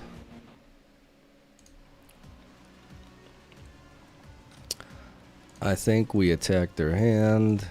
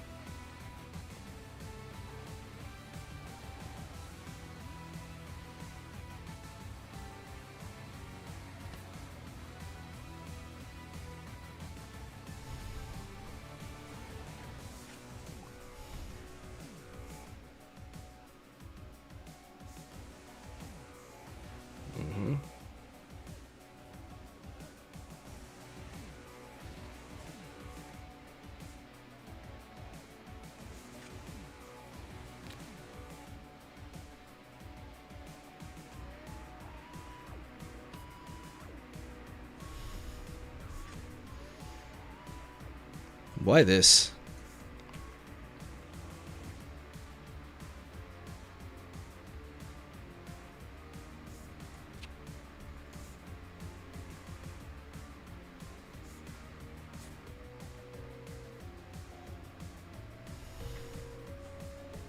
Okay, that makes sense.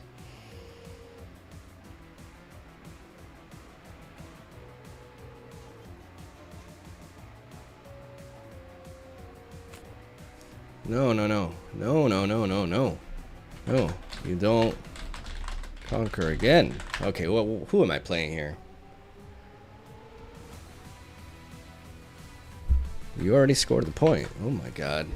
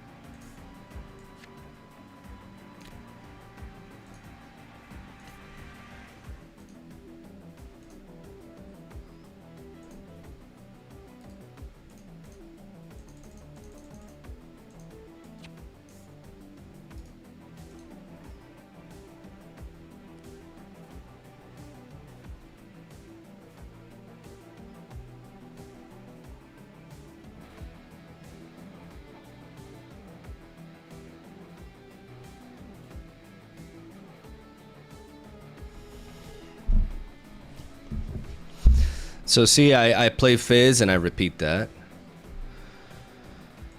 Now the question is,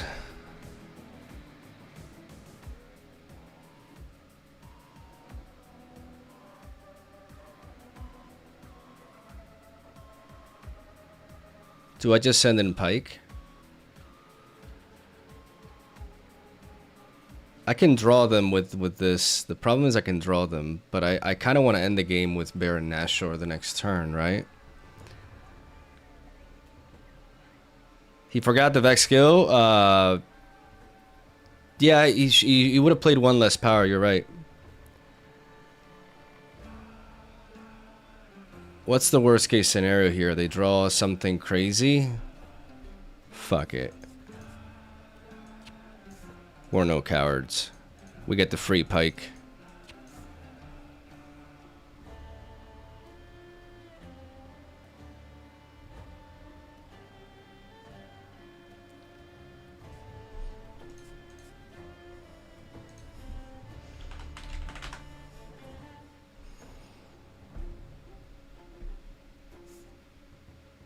They don't even trigger the thing.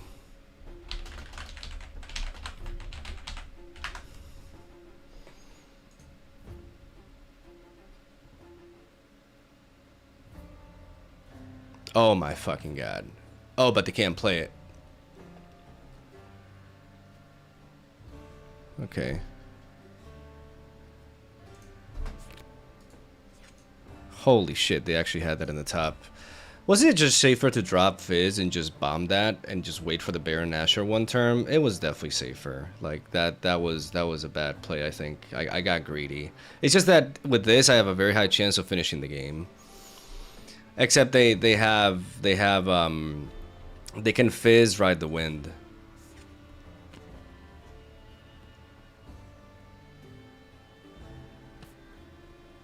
But they stack deck instead. They should ride the wind.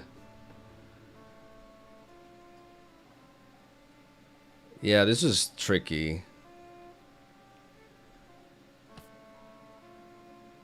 I think I played a little bit too risky. I got too greedy.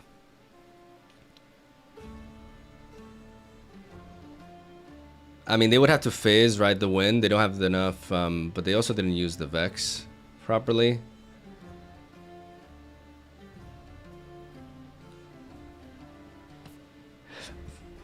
They just keep playing. Then now they can't. Yeah, they actually should have been able to play the. They should have been able to play that if they used the ability from Vex, but they just kind of forgot to do that. Oh, the stars really would have aligned for them. So I think I played it very risky.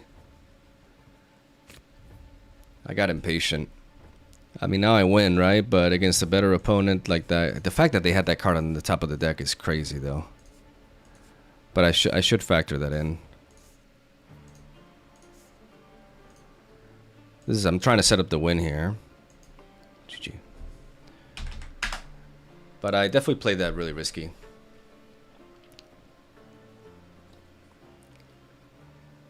Going for the pike attack on the Ray Bloom Conservatory there.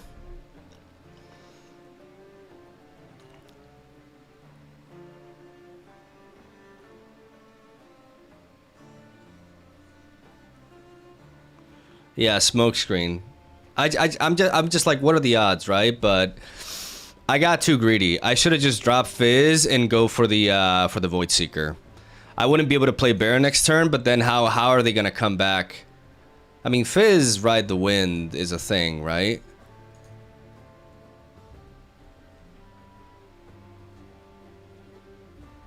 Like, Fizz ride the wind is dangerous. But they're at 5 points. Like, they still need 3 more. But when they go to 6, then we're in danger there. I probably could have sequenced differently, so I could have used the ramp for, like, there was a moment where I attacked here, where I should have attacked here. So the next turn, I could have actually, I had 1 extra rune. I could have used that to ramp because it was all about setting up the Baron Nashor. But me wanting to go into the conservatory for my own benefit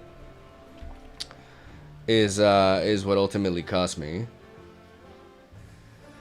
But you guys saw, like, the beauty of, like, Blood Rush. Blood Rush with Ezreal allows me to just take on, like, anybody that tries to hold against me. Like, I can, as long as I have units on the board, like, it's just nuts.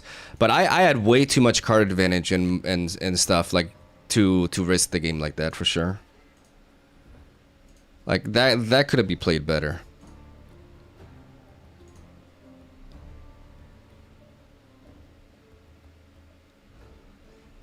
Yeah, I could have just set up the Baron. I should have just dropped the Noxus to base and just play Baron and just go all in. Yeah. Yeah, yeah, absolutely. Absolutely.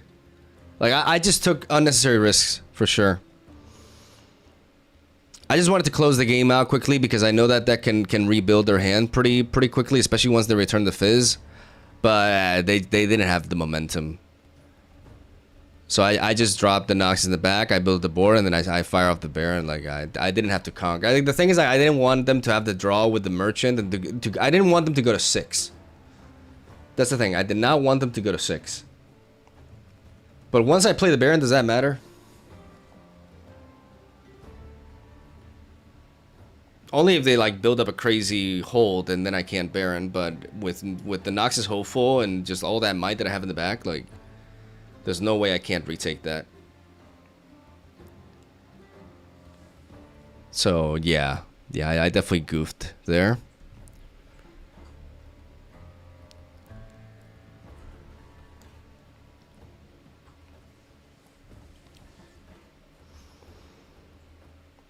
What optional costs do you benefit from easy in this deck aside from Blood Rush?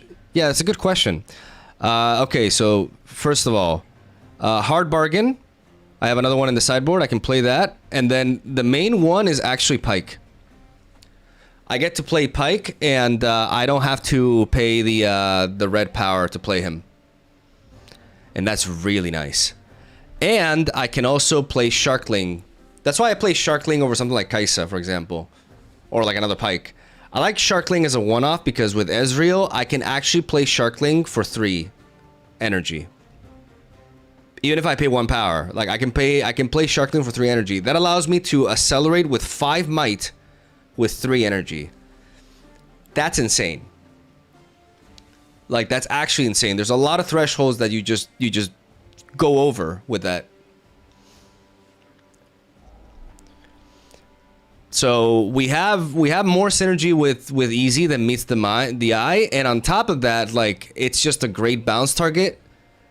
You know, for drawn out games, we play him, we bounce him, and we draw, we get rid of our useless treasure hunters and stuff at that point, and we draw our key pieces.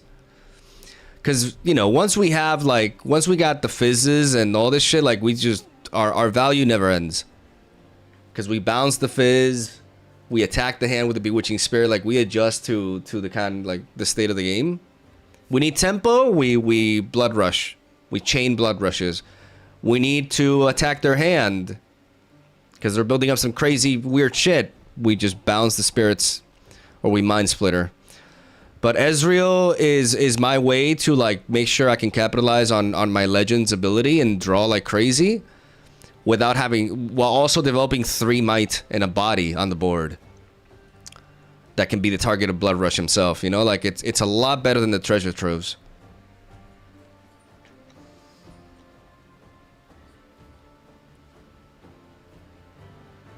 When do you go for hand attack? Like just hand size or anything else? That's the question with PYKE. That's where I believe a lot of players who try to play PYKE make mistakes in. It's a lot more valuable to Bewitching Spirit a worn out hand than a full one, right?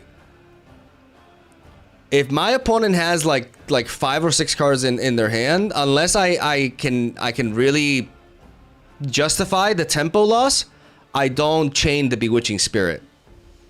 I force them to play their cards. I attack their hand whenever I can afford to, and then once they're running low, that's when you start chaining them.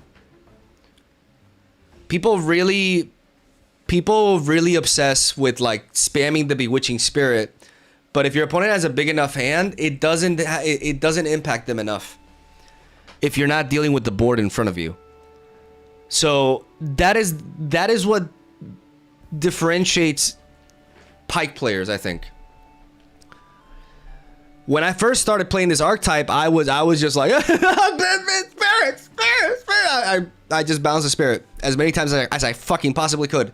I played the Pack of Wonders and I bounced it again, and there were a lot of games I was losing. I'm like, why? I'm discarding their hands, but it's just like, yeah, but they're still scoring points on me. And I'm literally not developing while doing that, right? Like you're not developing while you're chaining that. So you need to find the appropriate moment. That's why I also really like Mind Splitter. Sometimes like Mind Splitter allows you to attack their hand, but you also have a 7 might stick on the board that you can do crazy stuff with, right? Especially with triple Blood Rush in the deck. Like with a Mind Splitter and Blood Rush, like there's no board I can't break.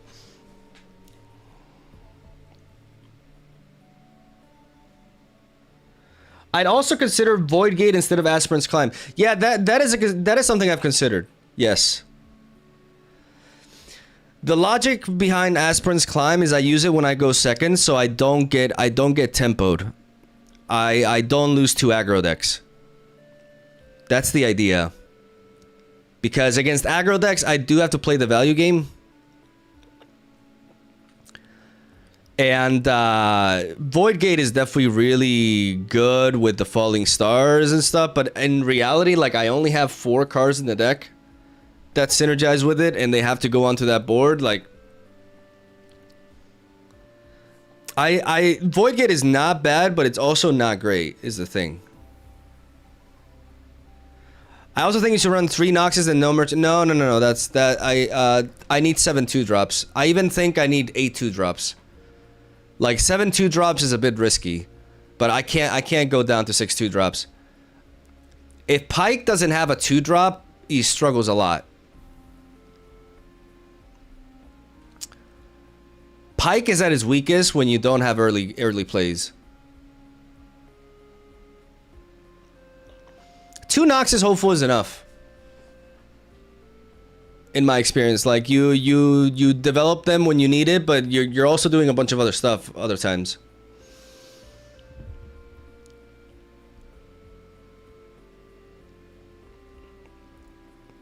Beast Below is decent, yes, but I believe 2 Mind Splitters is better. Mind Splitter is essential against Aurora. Mind Splitter is also a lot better to ramp into. Like, one of the strengths is when we go first with the Ripper's Bay, we can play Mind Splitter on our 3rd turn. And playing Beast Below on your 3rd turn is not as good a lot of times. The card is pretty decent, honestly. Like, it has good game against some decks like Master Yi and stuff. But I think Mind Splitter is better. All in all.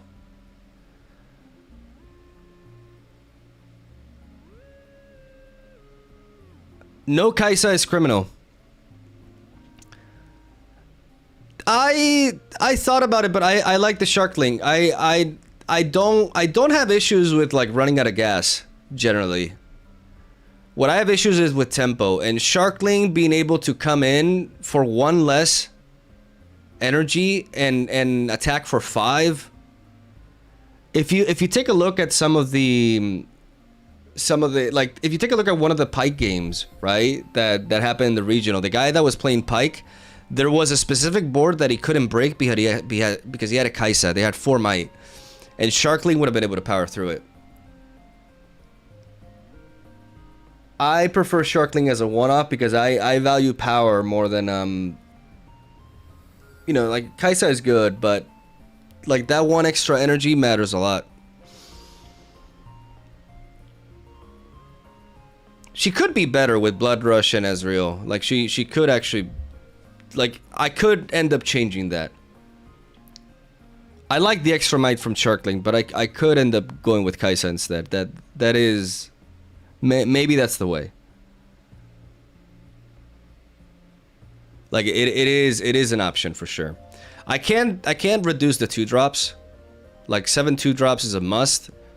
I'd like it to be 8, but I value these other cards. I think I'm fine with 7. Kaisa could be there instead of Sharkling. That is a consideration that I've thought about. I like the main deck, the acceptable losses. I think we're in a meta where this card, like, having it as a one-off in your main deck actually doesn't. It's good. I've been running it main deck for quite some time, and I even got validated when I saw Alan playing, like, I think he actually plays 2 of them main decked. He actually has like 3 anti-gear cards in the main deck. I think he has 2 acceptable losses, and then he has like a one-off of like the blue one, the 2-mana one.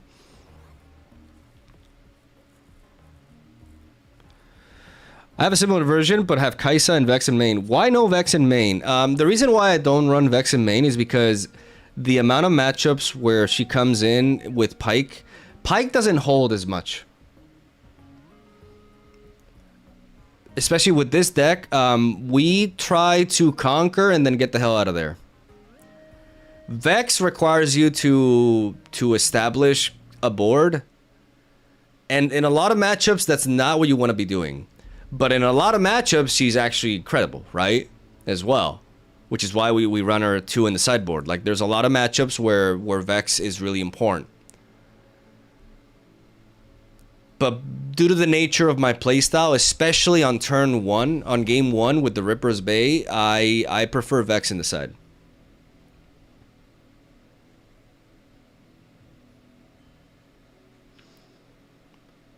Why did you drop Detonate? Because I don't want to play Treasure Trove, because Treasure Trove is garbage.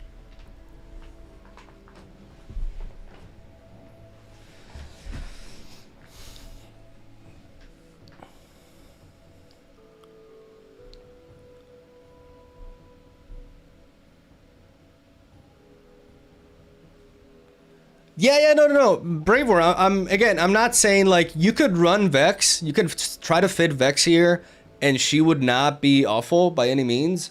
Like, she's still very important. Like, she's just in the sideboard, right? Like, there are games where she comes in, and she's very, very key. But because of the play pattern of Pyke, I don't like mainboarding her. Sinister Poro is a good tech. Isn't that the Poro that costs 1 power?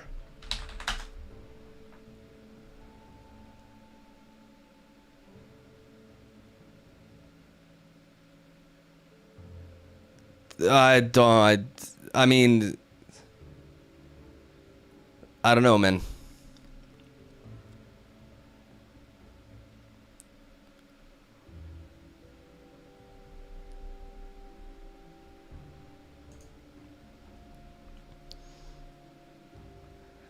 I think Angler Beast is incredible in the sideboard as well. I like 2 copies of it. Because it's not just Azir. Like, Azir is a scary matchup. And Angler Beast is a godsend against that. But also Victor. I'm not afraid of Victor's, like, long game because I can outgrind them. I'm afraid of Victor's tempo. And Angler Beast just comes in and just deletes their army. And I can bounce it. It has 5 might. Like, this card is so nice, actually. It's good against LeBlanc too, exactly. Yes. It's very good against LeBlanc. I also bring 2 copies against LeBlanc. I think you could run 2 thermal beams and 1 beast. No, I thought about 2 thermal beams. I thought about 2 acceptable losses and 2 thermal beams. But the thing is, acceptable losses, the problem is, like, the fact that I can fizz acceptable losses in the right matchups is a big deal.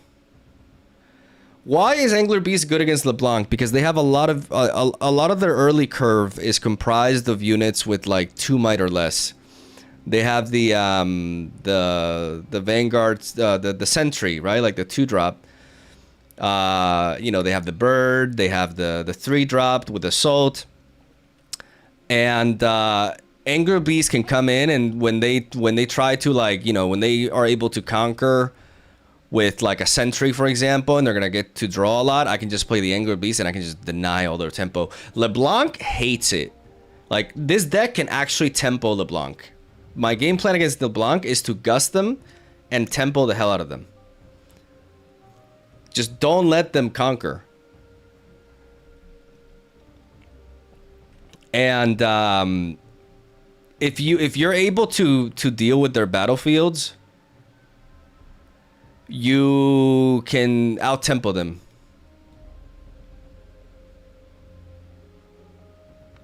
No. This card is super important in some matchups.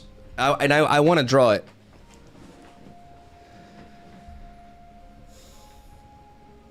No, Angler Beast does not. I mean, it kills the ones that have the eye equipped, right? But the other ones you have to. That's why you want to run the thermal beams and the triple acceptable losses as well. You want to deal with the artifacts and then deal with the sand soldiers.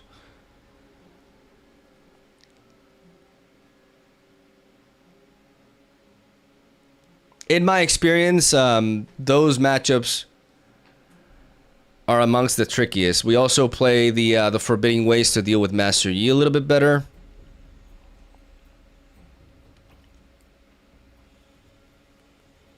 How's our Diana matchup? I have a really good track record against Diana. But I also think it's not like I don't think I've been facing world-class Diana players. Like, I don't know, but the matchup feels really good. Like, we grind them out. We avoid combat because we don't need to engage in combat as often. We can, and because their Diana dies to Falling Star, the biggest problem is Hui, but we tend to Falling Star or Star Cross the Hui to slow it down, and then we attack their hand and we end up like outvaluing them. Like, I like the matchup against Diana. It does not feel bad, but it's also like, it's when the deck gets going, it's really scary.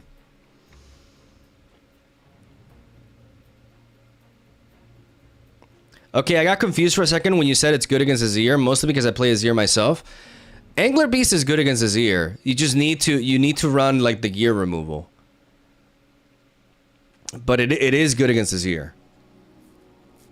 Like, if you have triple acceptable losses and you have Thermo Beam and you're dealing with their gear, like, you know, especially like if they get an Emperor's Divide in, a bunch of the soldiers won't be equipped and you can just delete them.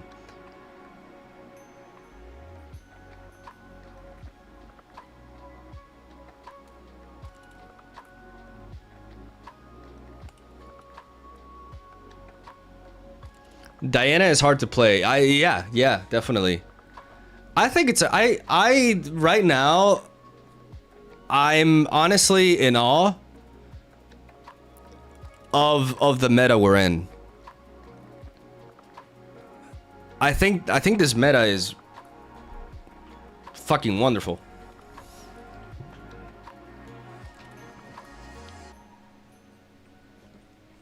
We're no longer in the Draven trading card game.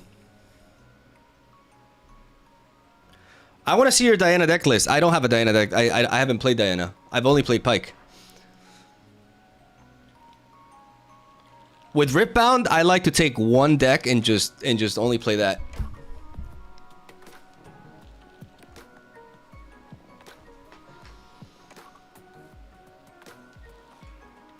This meta is jungle like every other meta because of best ofs. No, I disagree.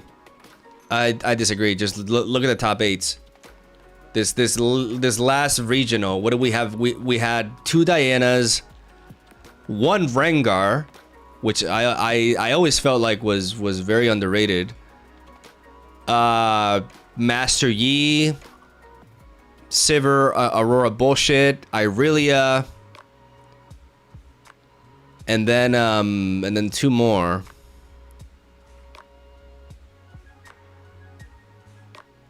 It is a Batman chair, yeah. Azir.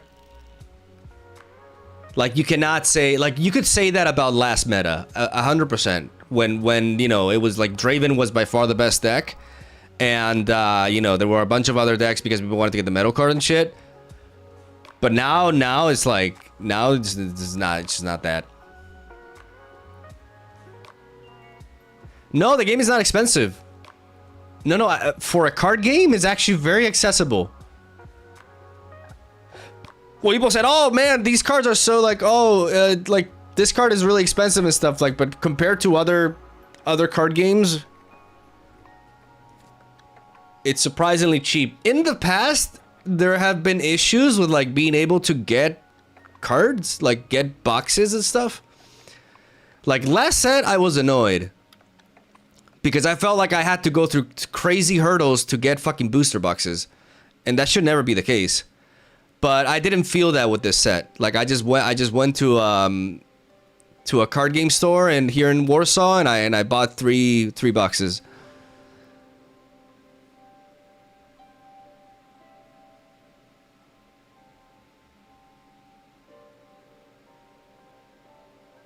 Oh no, I misread you, Oliver Nerd. I thought you said. No, because there was this thing of like people saying, you know, last said that, oh, this diversity is just like artificial, right? Because people want to get the metal cards and stuff. I thought that that's what you meant.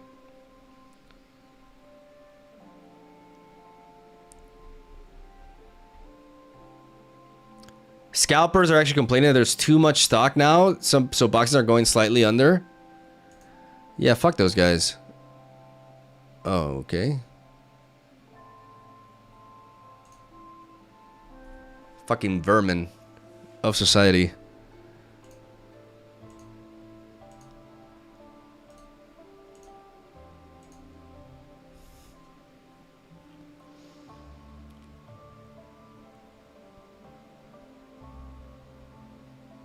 Annie, okay.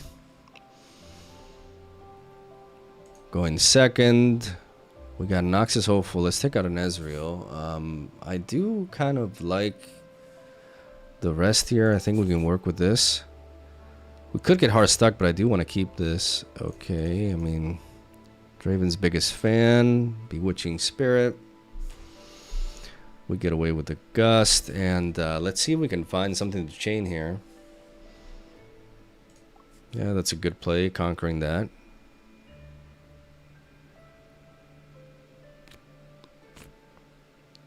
Vex.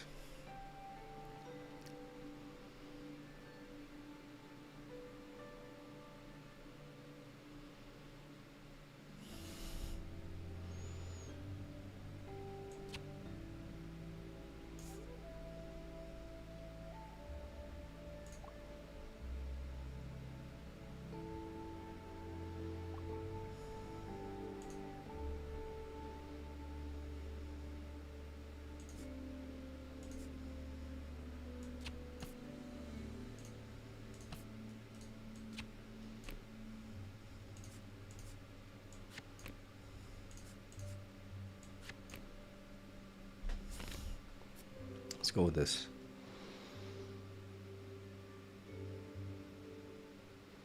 We can drop a Mind Splitter, get some information.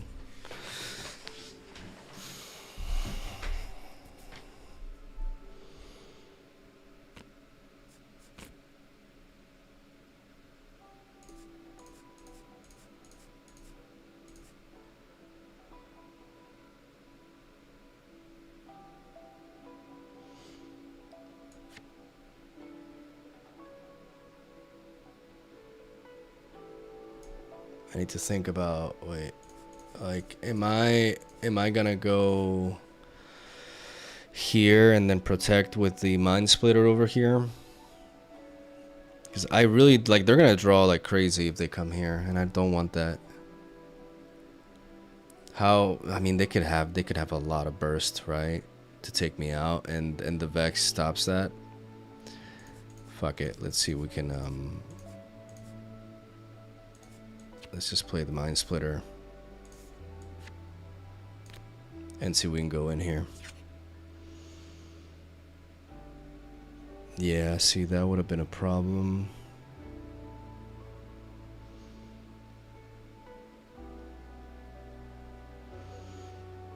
They're gonna draw a lot. But I think we just take out the Kha'Zix.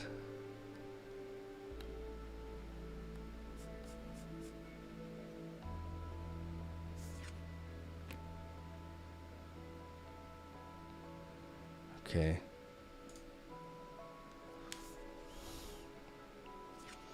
Okay, so a stack deck.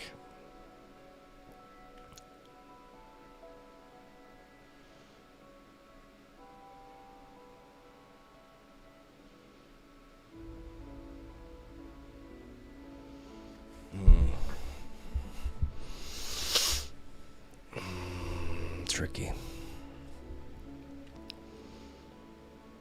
I can try to trade with this with this.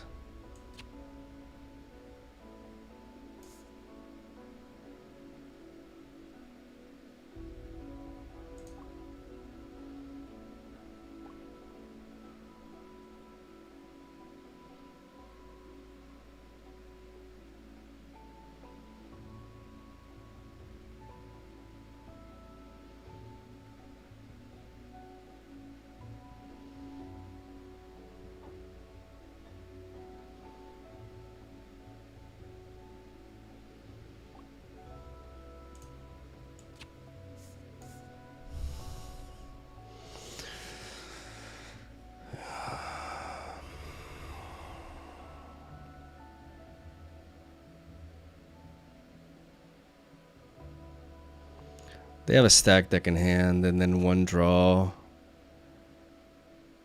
and then they can look at the top, and then any kind of like enhancer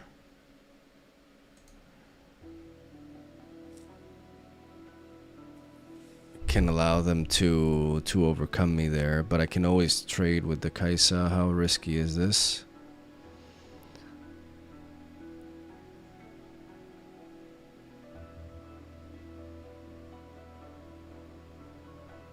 I kind of want to shut them out. If they come here, they draw one, and then they draw up to 4, man. Like, they just refill like crazy. I think I have to fight that.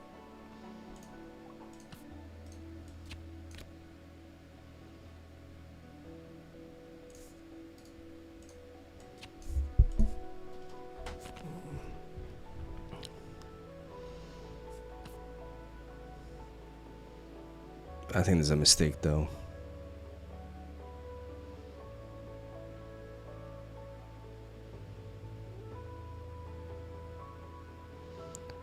It's this battlefield. This seat of power with the Kaisa is just applying a lot of pressure. I have to hope that they don't have something to... Oh, shit.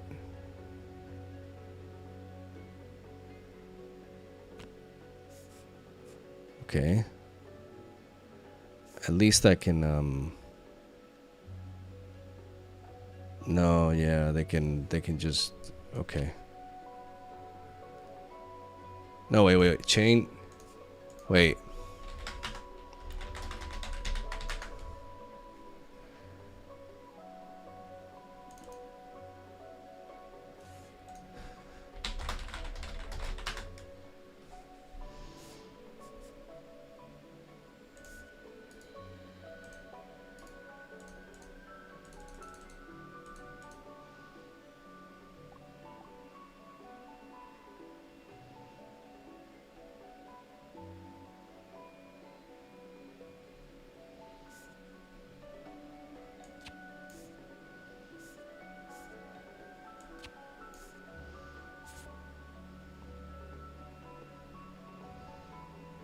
No, we're kind of cooked, aren't we?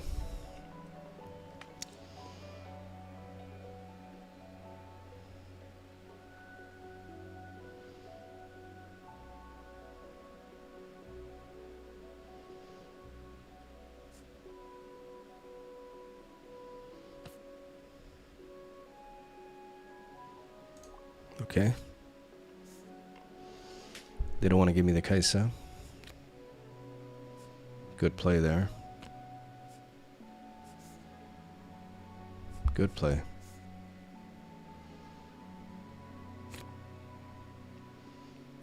Good play indeed.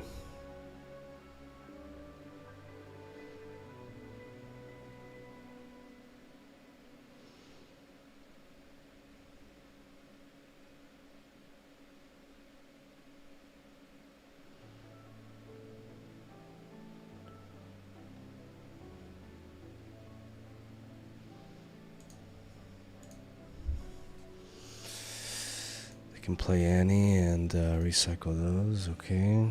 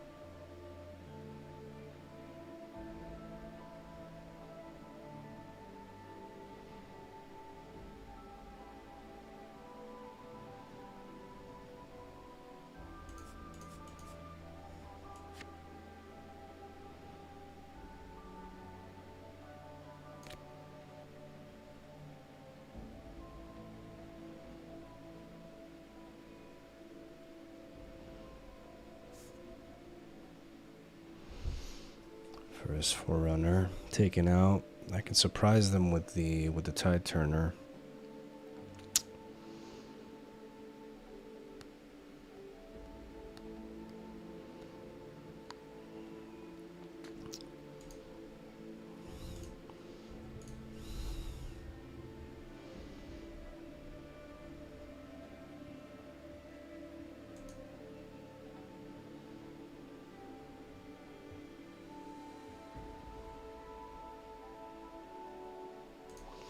It's just very tricky. I don't think I can afford to burn my energy here, but then again, 9, like if a Rengar comes in,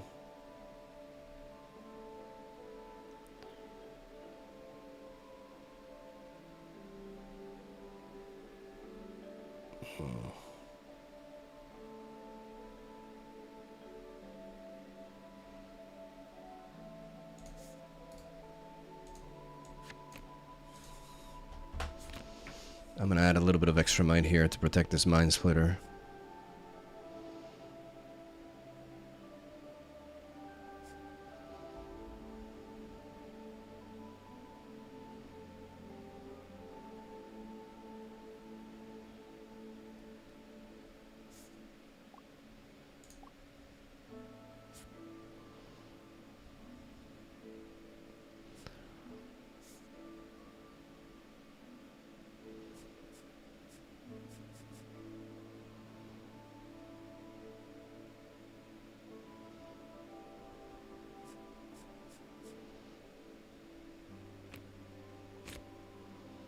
Interesting.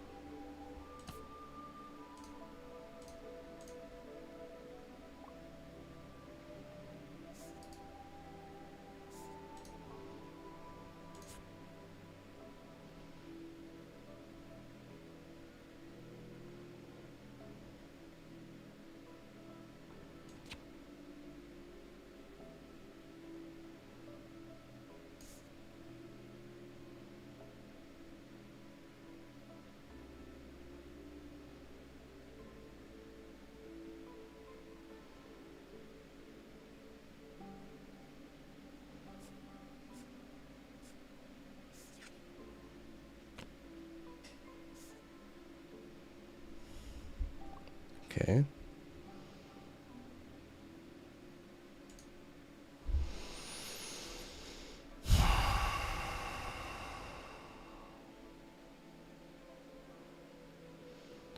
Five, 7, 11.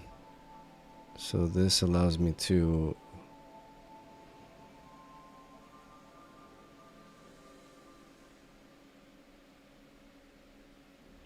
they can play Annie and Gust.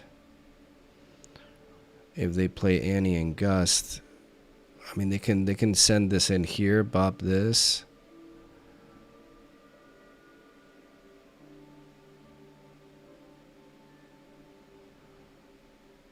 I have 10. I think I need the extra might here.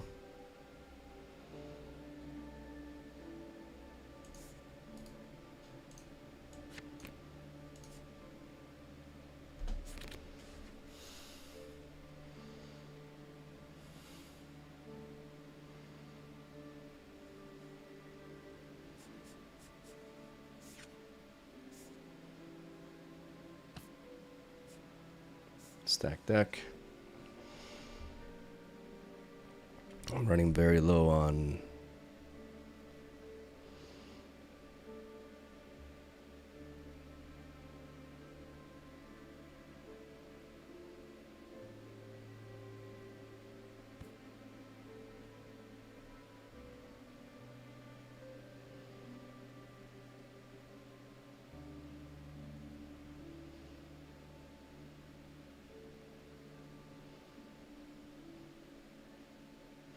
But with double, like I can make use of this Mind Splitter.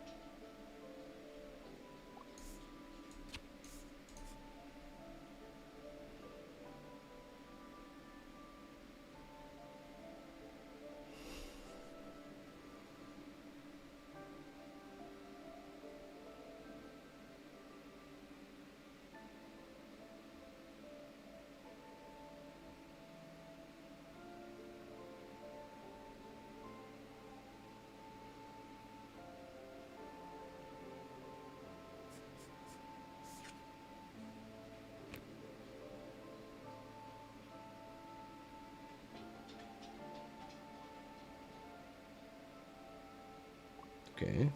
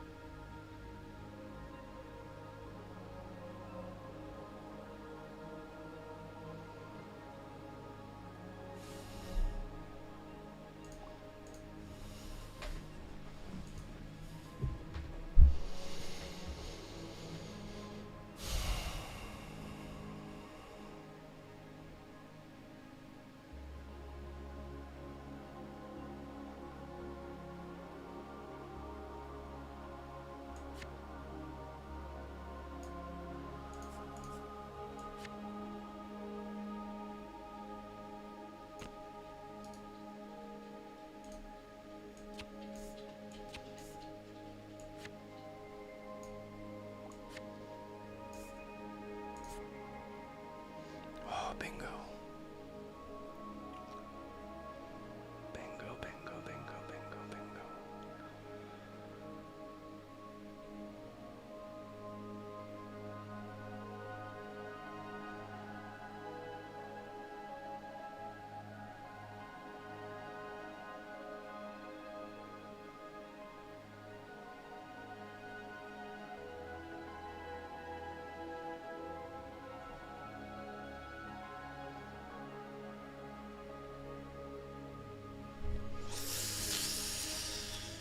Okay.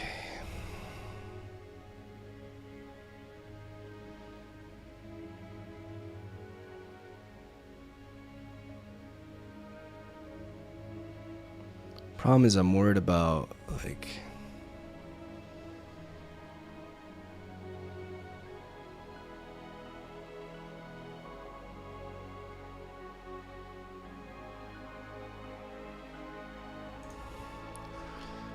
I mean, a crazy top deck could really get them there, right? Like, there's a lot of things that can come in here. 7 might. I have 5, 7, 9 might. Like, right now, my might here is very important.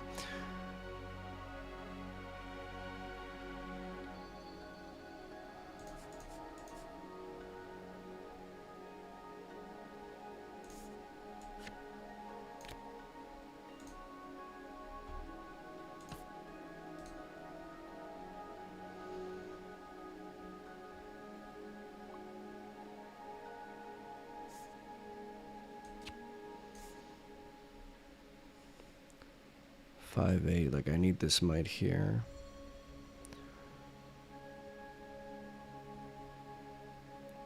I have 2 next turn. I need to be able to conquer here no matter what. But with a falling star, I can go a long way.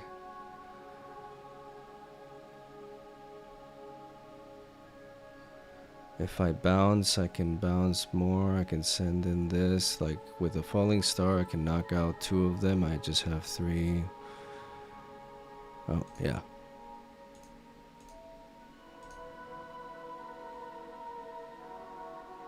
What if they drop, like, something big, like a 6? Then I go boom, boom, 9. Can I beat 9?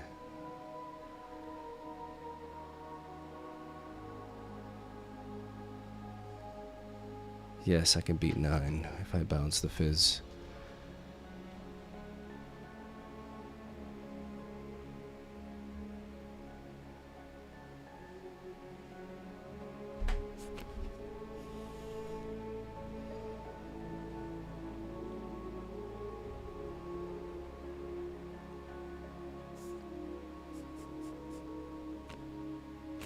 Yes.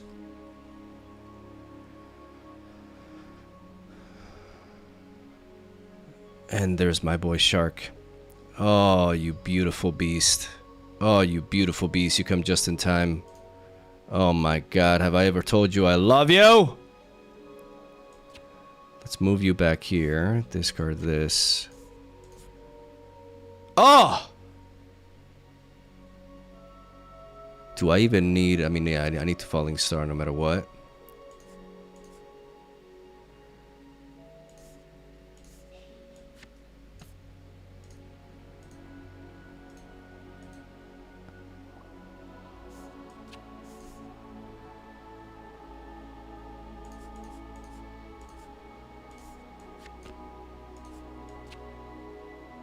Five...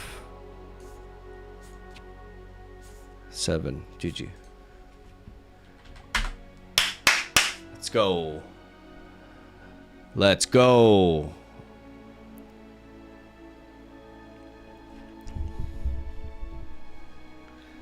Let's go. Oh, that was tight.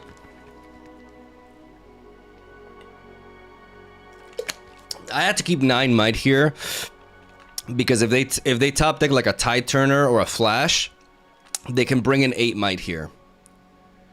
So I need a 9 might here. Oh, baby. I mean, with the Falling Star, we just like, we didn't even need this, right? Because we can bounce the Fizz, we can play the Fizz, play Falling Star, boom, boom, and then send this guy in, kill that, and then conquer with Fizz. A Forerunner top deck, we also... I mean, that was the worst case scenario, though, right? Because they have 2 3s after.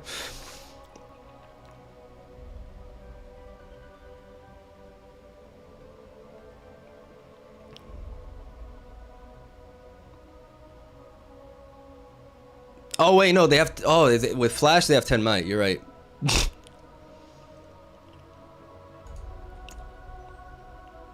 The thing is, the moment I dropped the Falling Star, like maybe going for Falling Star that turn was the play. But I liked taking away the sword and then playing that. Yeah, but a Flash top deck could have done it.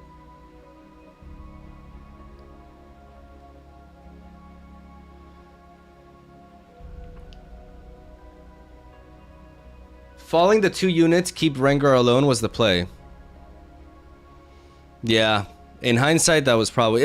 The thing is, I was worried... I mean, consider they have 1 draw, right? Like, what can that be? Yeah, I had to Falling Star, right? I had to Falling Star, and then I can move more stuff to the back. Yeah, this is... I think I did a little bit of overthinking there. But yeah, like, I just Falling Star the 2 units. The thing is, if they flash Rengar has 7 might. So I get to bring back 1 more unit.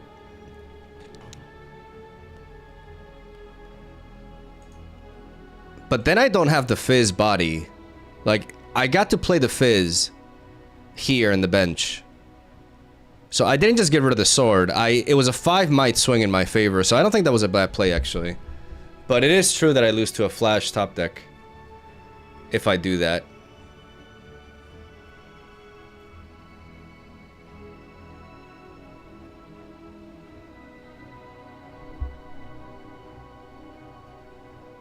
Yeah, it's tricky.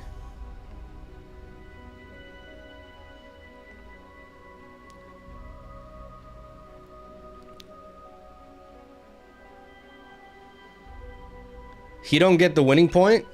No, he was at 7.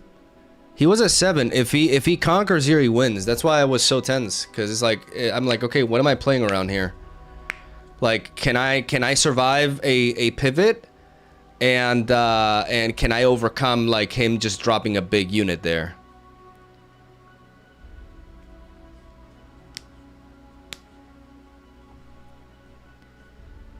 I felt like leaving the falling stars, but you know, at that point, the surprise factor is as relevant. Honestly, I could have just falling starred the 2. No, I can't falling star because they had the longsword, so I couldn't clear that. Yeah, otherwise I just clear and I deny them the point, right?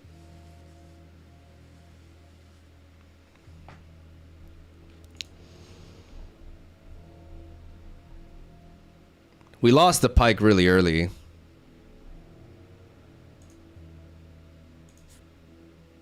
Bewitching Spirit, okay. We just threw away all of our runes there though. Like we just vomited everything. But I really like the Traveling Merchant here, just allowing me to cycle through my deck. Like this one-off like does a lot.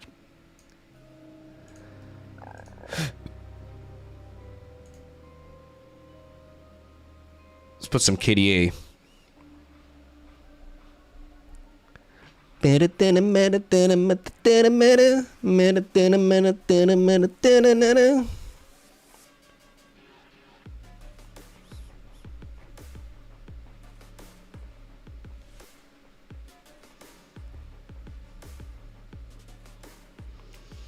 Oh, this game is so fun though. Oh my god, it's like, it's so addicting.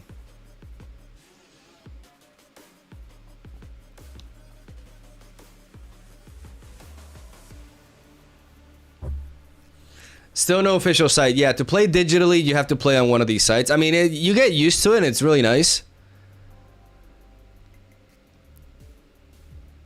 And for what it is, it looks really nice. But I want to look into this this Rift Atlas because people tell me it's better.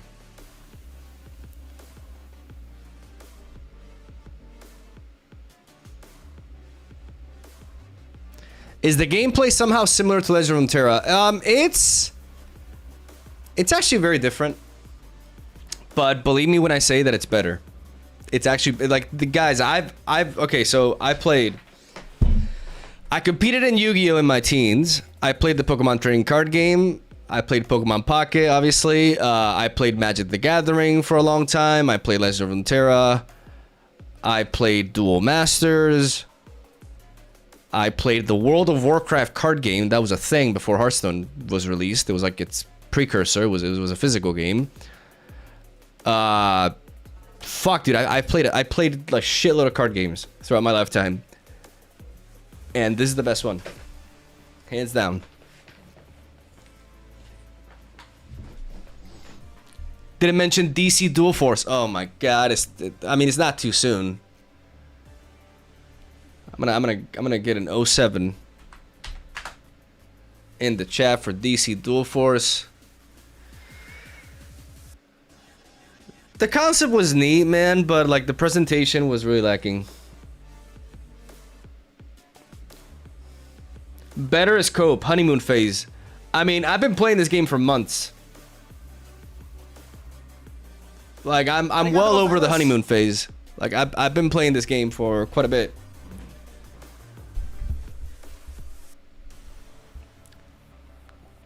Share me with the prime. I'm gonna give you a heart. No, I'm gonna some blankies for you. I know you like this one.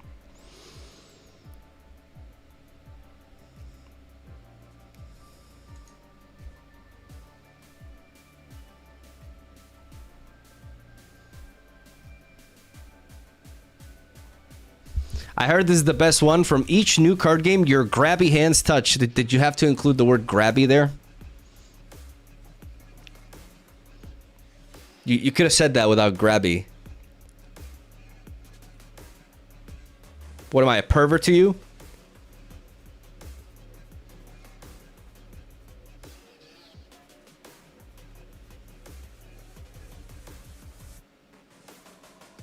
I mean, let's go back. I never said that about Magic the Gathering. I never said that about Marvel Snap. I never said that about...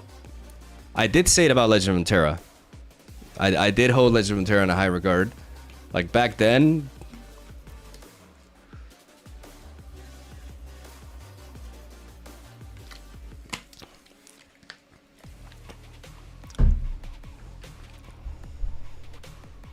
Yeah. I gotta pee. I'll be right back.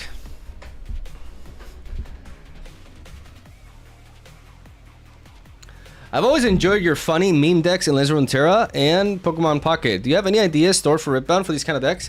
See, that's the thing. I'm gonna answer that. I gotta urinate, but that's something I want to address because I enjoy this game in a different way. I'll be right back.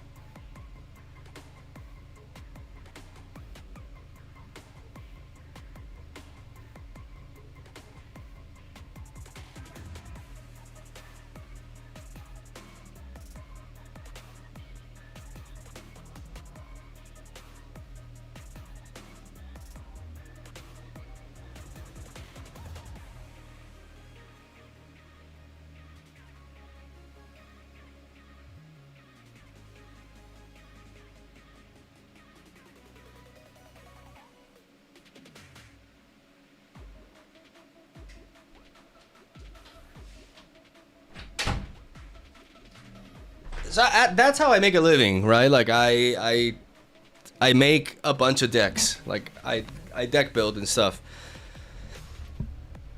But I really like the process of just optimizing like one deck and really grinding it and just being like, okay, I'm a Pike player, for example, right? Like I like that approach for Riftbound.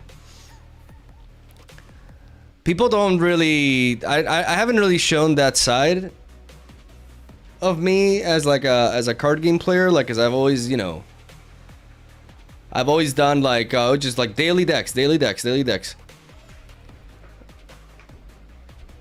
But I also I really enjoy this, like the way I do things in those games doesn't allow me to like master anything. I become like a jack of all trades, you know, but I master none. And I want to be the best goddamn Pike player in the world, man. Is that too much to ask?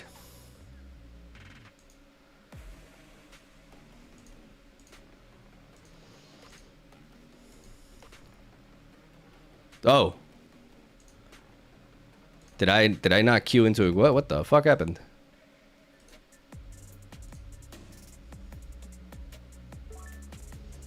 Okay, I must have misclicked.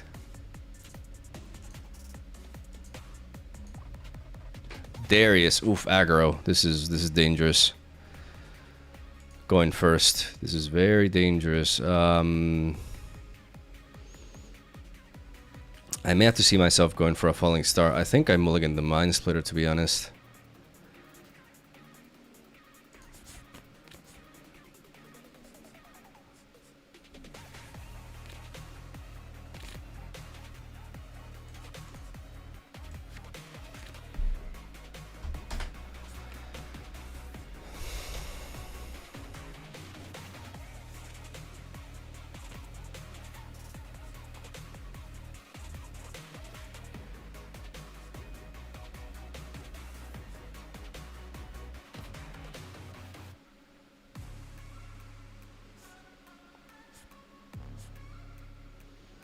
Okay, so they want to accelerate like crazy. And I'm going to gust to deny that ramp. They drew a lot, though.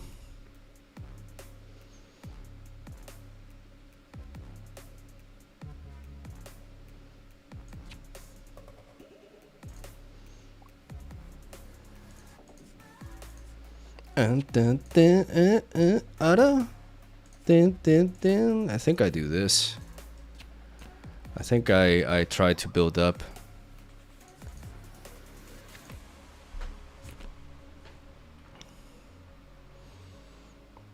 I try to ramp myself. They got so much card out of that though. Okay, so it's like it's the bird and then yeah, it's a lot of cards. Like that play was a lot. Bushwhack. Okay, Jesus. What is happening here? Oh, that's it? Okay, well shit, dude.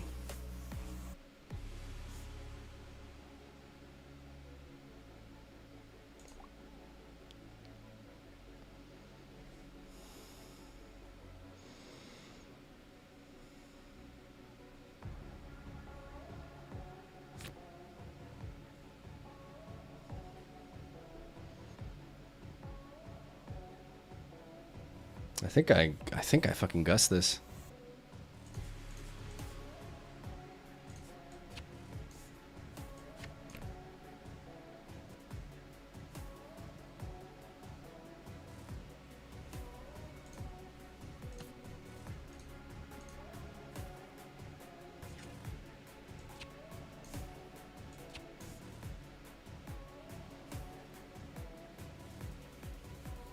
Yeah, sorry. Too fast.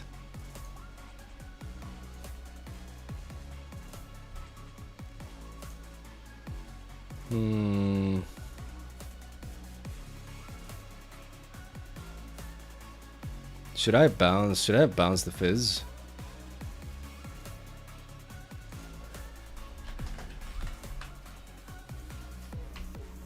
They could they play falling star.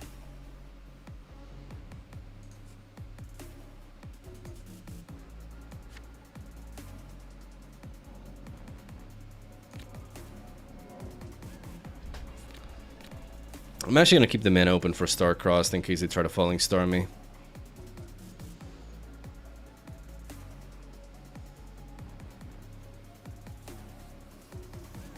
I don't think they're walking in with the Karthus. I think the Karthus is too valuable for them.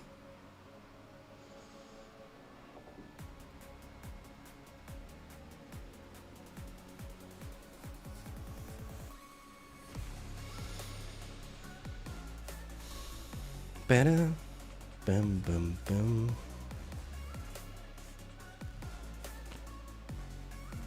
Mixologist, okay.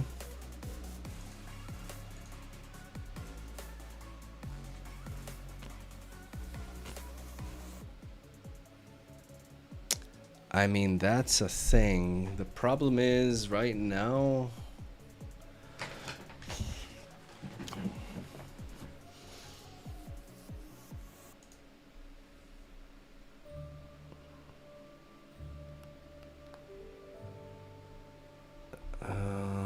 Okay.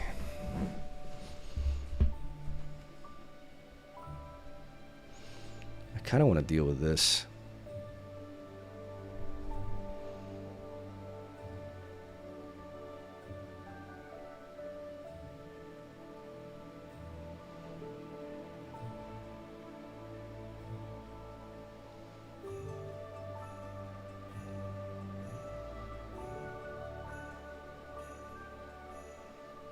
I mean, I could bounce you and just double bop you. Isn't that better?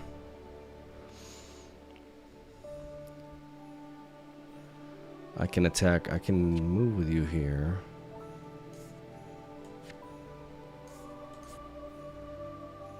Interesting.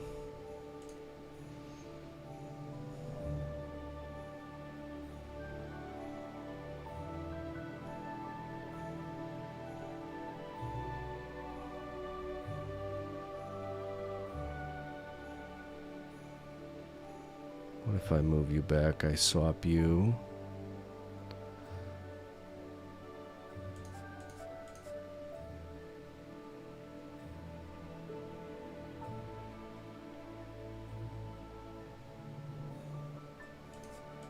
Let me think about this turn.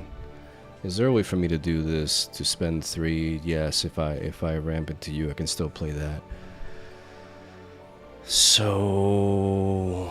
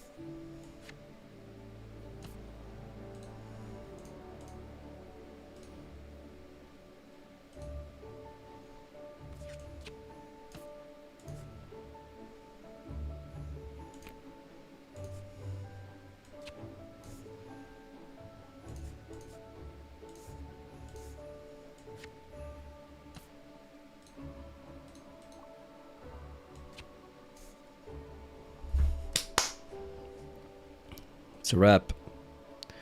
Yeah, we do that, and then we have 2 more mana to spare. We can actually bring you here,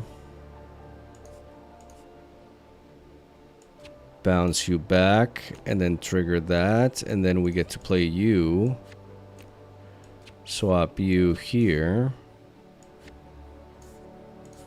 and then draw this, and then we get to set up a Nasher next turn.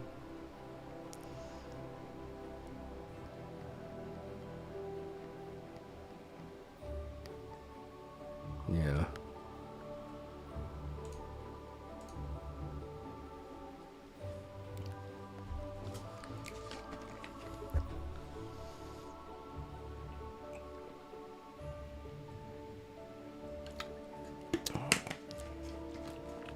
Best pike in the postcode area, more like. Why do I get this? Why do I get this hate?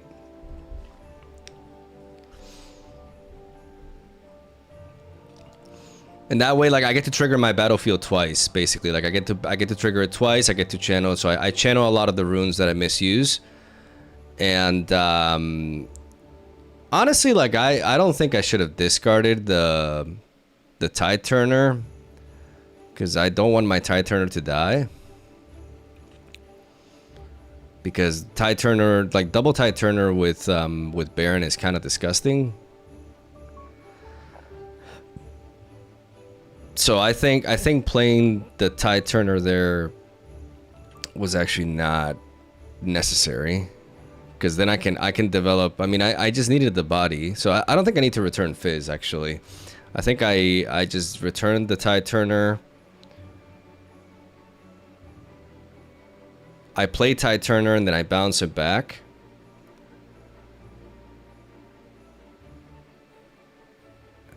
Yeah, and then I have.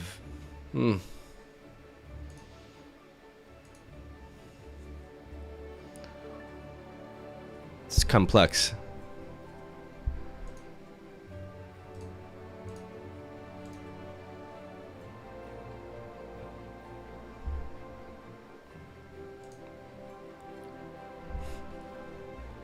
Let's see. I don't think we need this. We have Mind Splitter, but I think we have to get rid of it.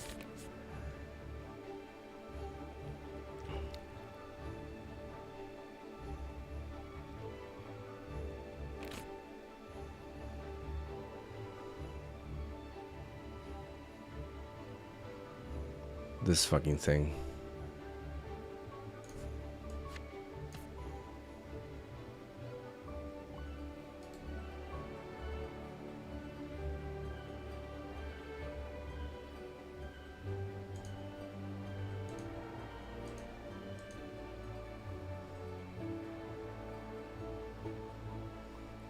Thing is, if they move that and then they attack me with that, they kill me anyways.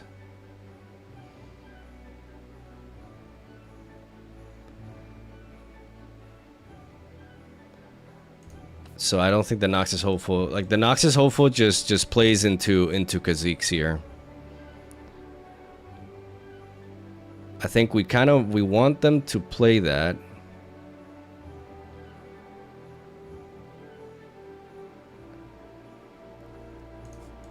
So let's just feed them this, because that will consume a power. So it's just like, okay, do you want to get rid of a tide turner? Maybe you do. But this thing, like, actually...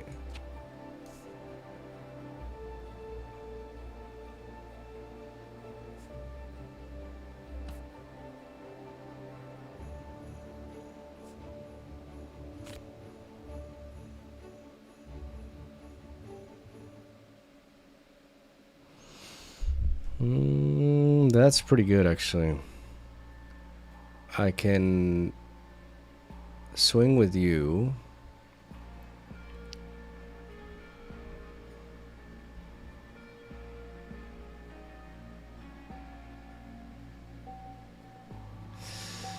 The problem is...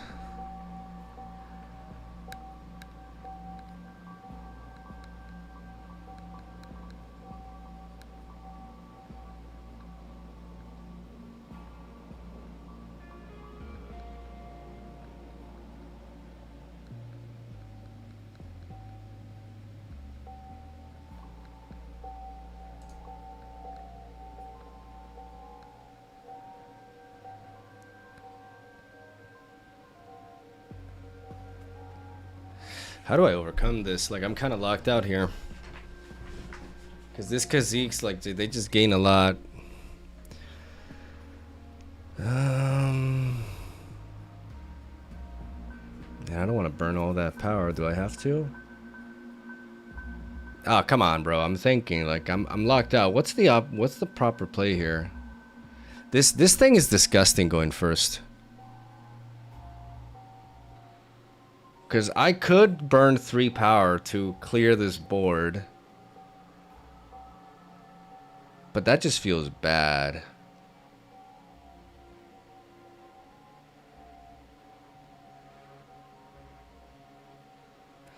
I can send you in and clear you. And then this thing can... I mean, they need to play something else, but they probably just trade into that. And then what I draw after... Maybe that's the play, though, to be honest. Because the problem is this thing requires me to repeat my blood rush.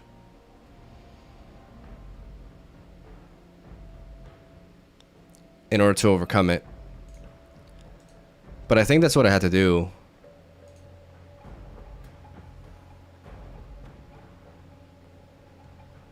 That's rough, though. It's really hard to deal with that.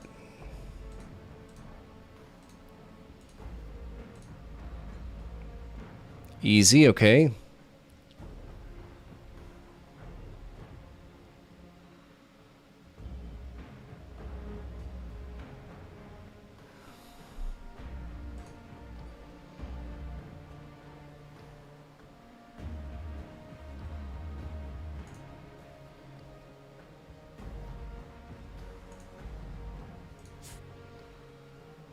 We have the Baron, but we don't have a 2-drop. That sucks. See, that's the problem with, like...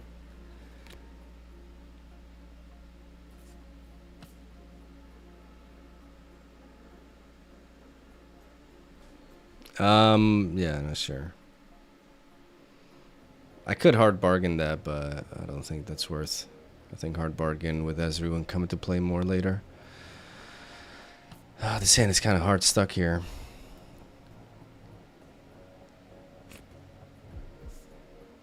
But that's where stack deck comes in to save our ass. 1, 2, 3.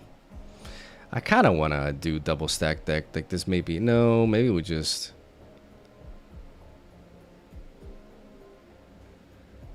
Let's not get too greedy. We already have the 2-drop anyways.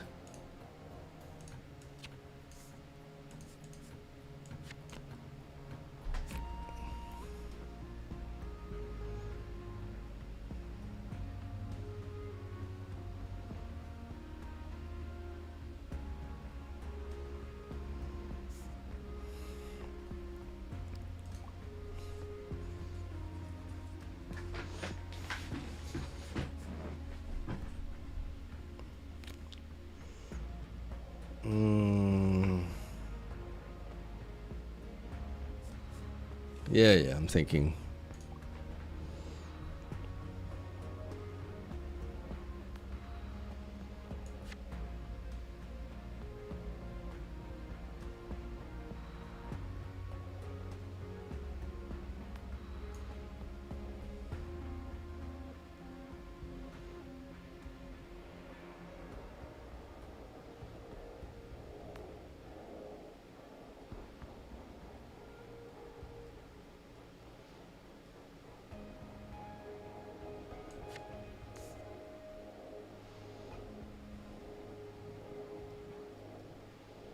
I think I'm gonna drop the hard bargain.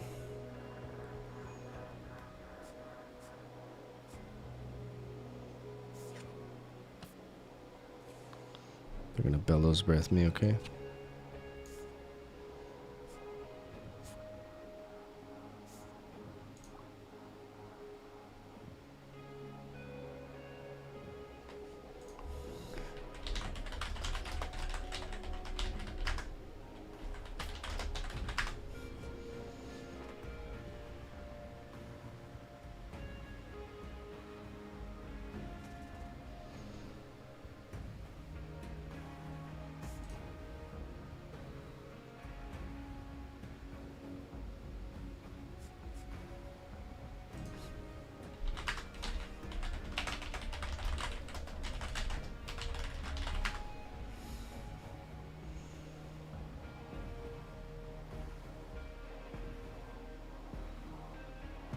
You've only targeted me once.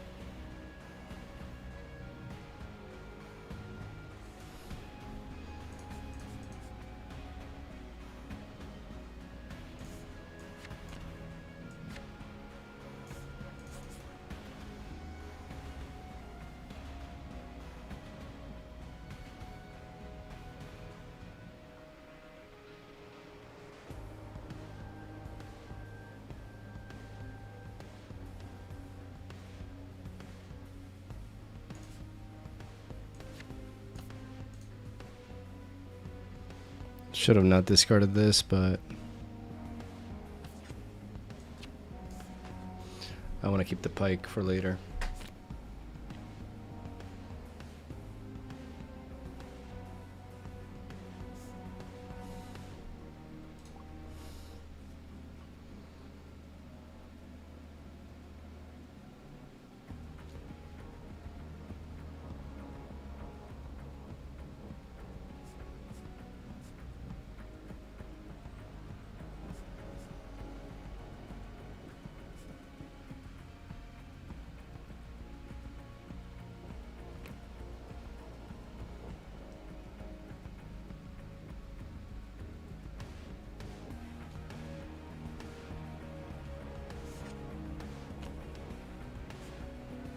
Okay.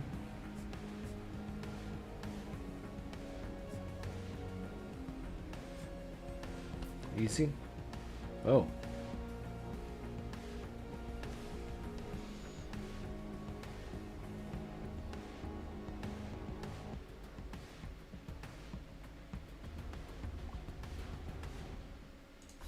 Targets.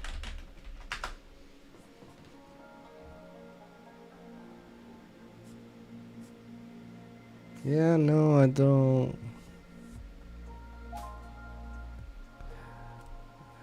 if I gust this,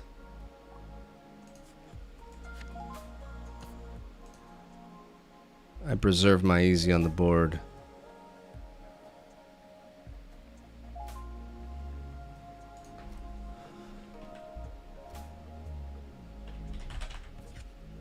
Spirit easy still goes? Oh. Really?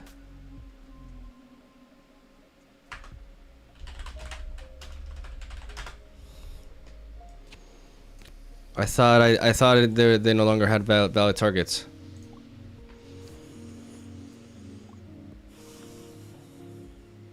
My bad.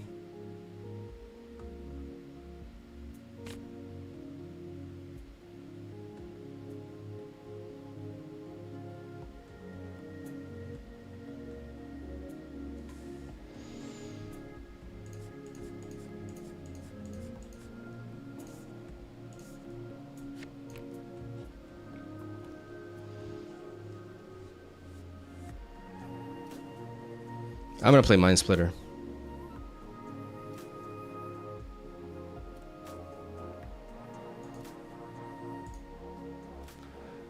Okay, so Spirit and Starcrossed.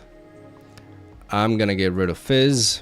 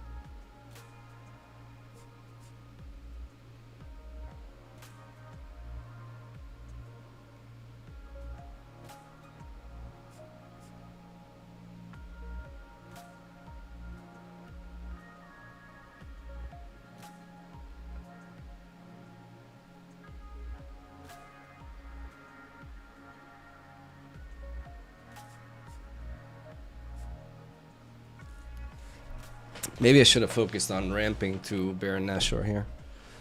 Oh, they drew into another Fizz. Okay.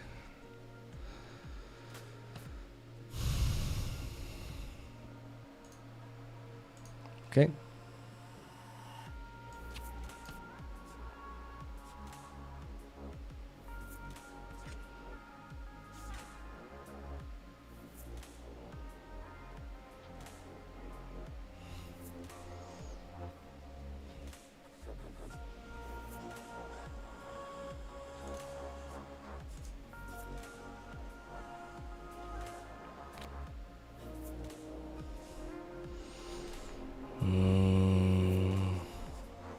I know.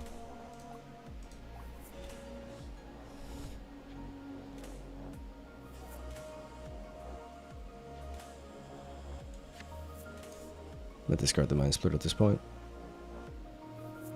It's not the play we want to be going for anymore.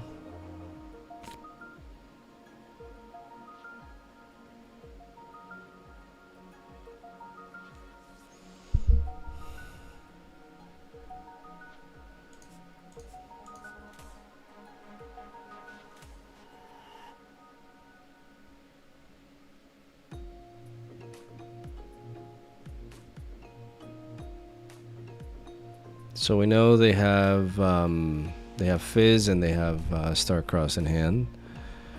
I think we just clear this, preserving the falling star for when they bring in the Ezreal.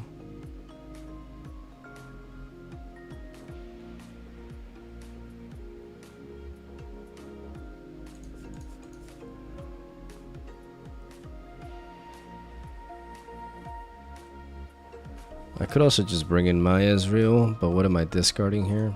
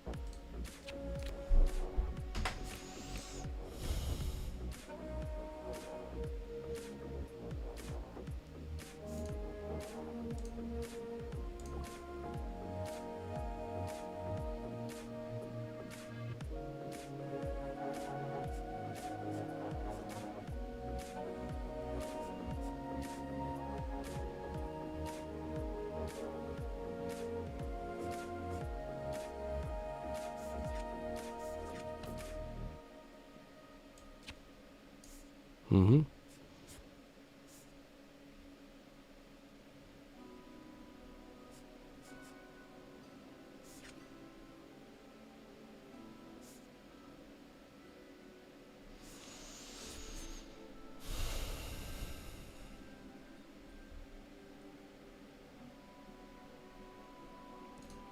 So Falling Star and 2 mystery cards in hand, right?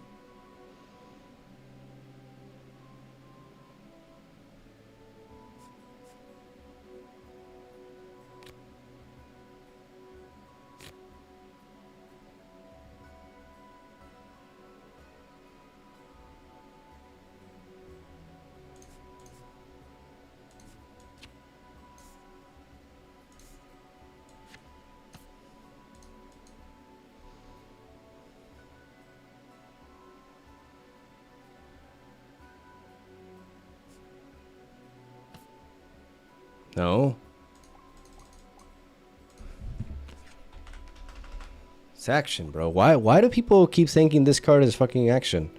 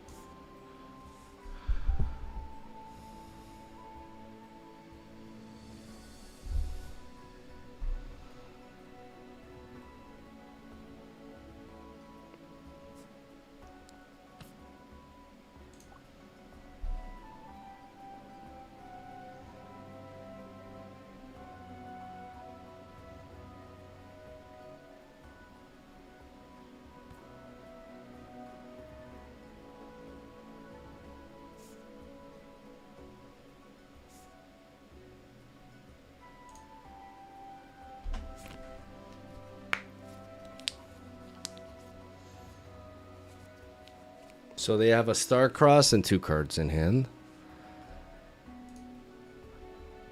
The star cross right now is useless. They have to deal with this pike.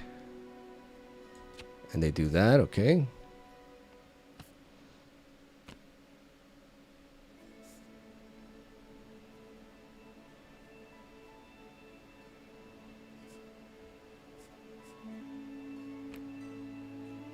And they play that. Okay, so I'm just gonna get rid of this. Okay. Now we're talking.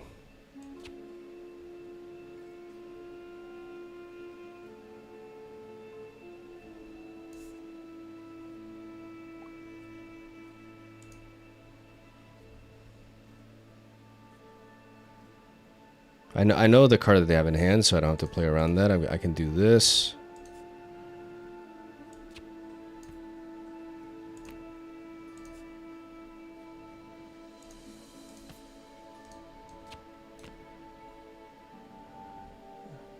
And then I can do this.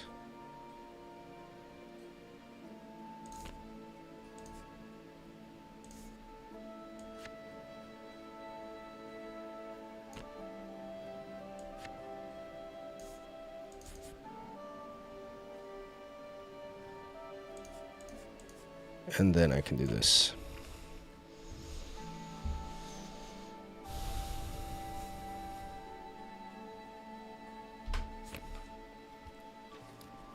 And now we have the setup for the Baron.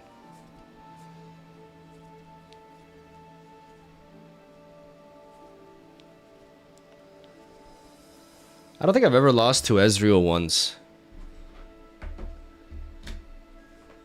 Because I don't need to play a Pack of Wonders to bounce this thing.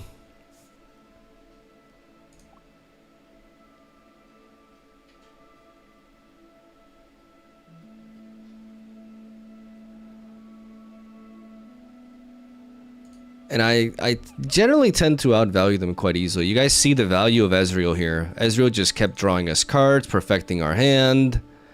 And now wonders away. Like we have, our Fizz is just omnipotent here.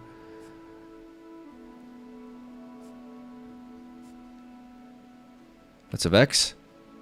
That's a Vex. That's 7 might versus my 9. This is over. Boom, boom, boom, boom, boom. You're done, brother.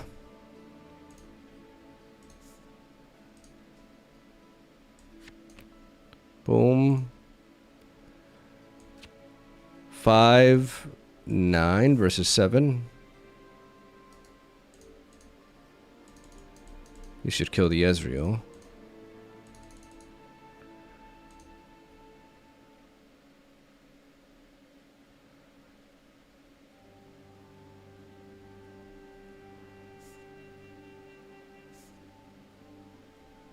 Yep.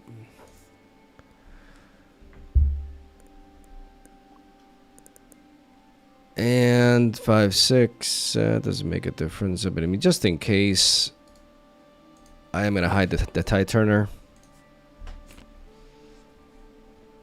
Just in case something weird happens, like they just go Exodia on me or some shit.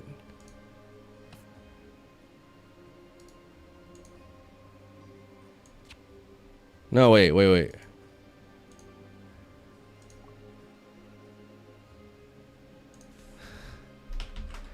4 actually.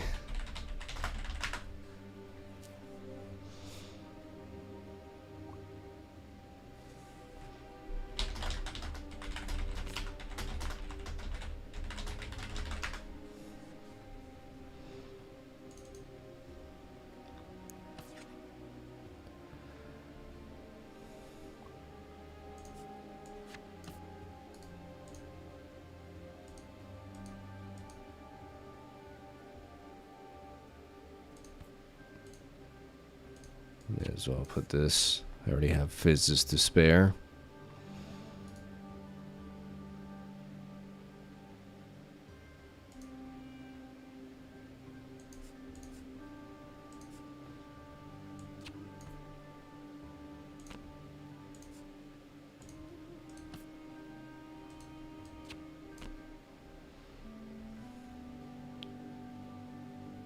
Yeah, GG. Yeah, like my matchup against Ezreal tends to go like this. They, you know, they don't play Bewitching Spirit like we do. Like we make a lot more use of it. I think dropping the Mind Splitter may have been a mistake. But they were playing very aggressive. Like they were going very aggro on us. And that play where they bounced our Ezreal back with the Starcrossed actually was good because it prevented me from bouncing the Bewitching Spirit after. Yeah, we don't win here, but I play a unit here, and then I basically play a Fizz. I play a Fizz and I pay 3. I play a Fizz here, and then I drop the Tide Turner here. I swap around. I go here,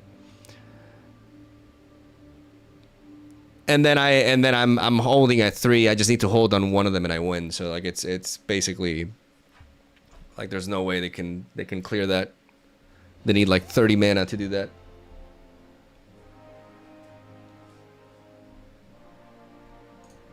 But I'm running into a few people that just think that stack deck is like reaction speed for some reason.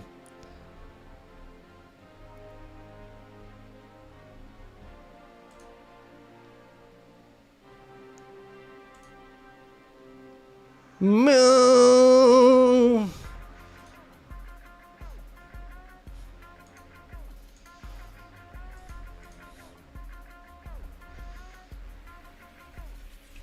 This shit just worked. This shit is fire.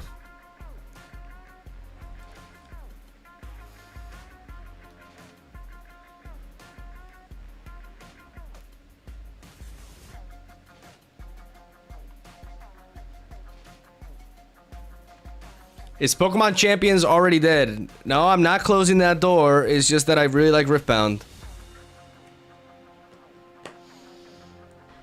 The problem is Riftbound is not quite as profitable to me, but I really like it.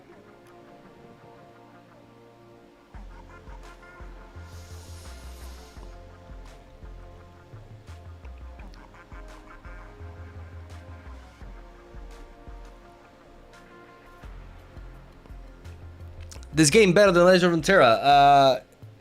I get that question a lot. Well, they're both very different, okay? So, but in my opinion, yes. But you gotta factor in there's a matter of taste as well. But I think this game, just keep in mind that like the world champion of Legend of Runeterra is literally like full on addicted to this, right? Like all the top tier Legend of Runeterra players. I mean, not all of them, but a good chunk of them are all in on Riftbound. I've played a lot of card games, a lot, and I think this. I really think this is the best one. Like this is the one that I've just enjoyed the most. And people can say, "Oh, the honeymoon phase," but I've been playing this for months. I can't get enough of it. It just kind of sucks that I'm not sure how to make content on it on a regular basis, right? Like I do like to stream it, but I don't want to like build different decks all the time. Like I like mastering one deck because I want to compete. So I'm gonna be streaming a lot of my grindy sessions.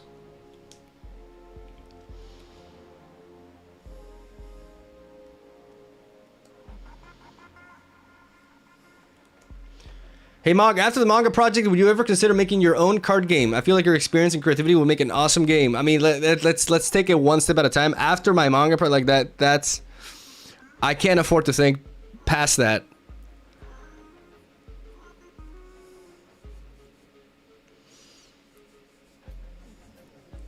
Check out what Grappler does.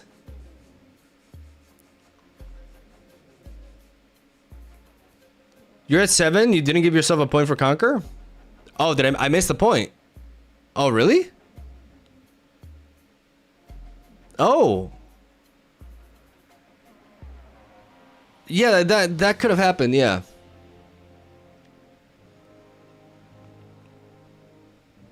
It doesn't look like that, but when you're streaming, when you're like playing while streaming is actually very distracting. How do you feel about 7-2 drops with 8 being the usual standard? I feel like I'm gonna pay the price for it, to be honest with you. But look at this beautiful lineup of units. Like, who the hell do I take out for another 2 drop is my question. I could just drop the acceptable losses, man. But I feel like the main deck acceptable losses actually comes into play a lot. So I'm going with 7. But honestly, I should probably be at 8.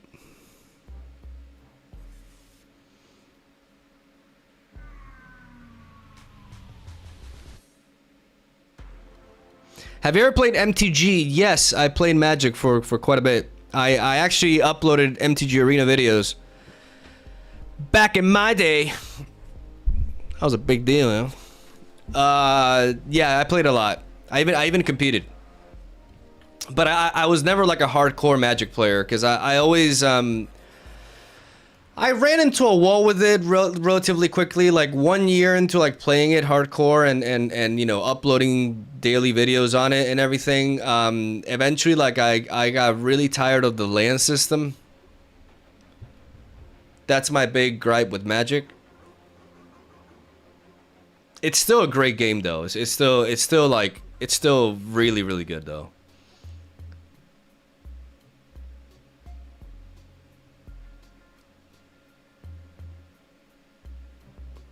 I feel like you could cut a blood rush, to be honest.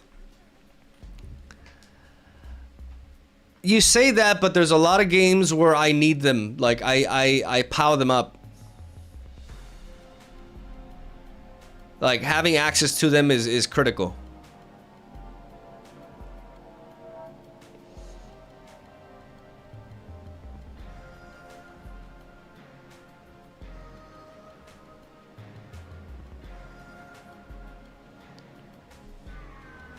Like, they do a lot, guys. They make up for the weakness that the archetype has. I don't have big units.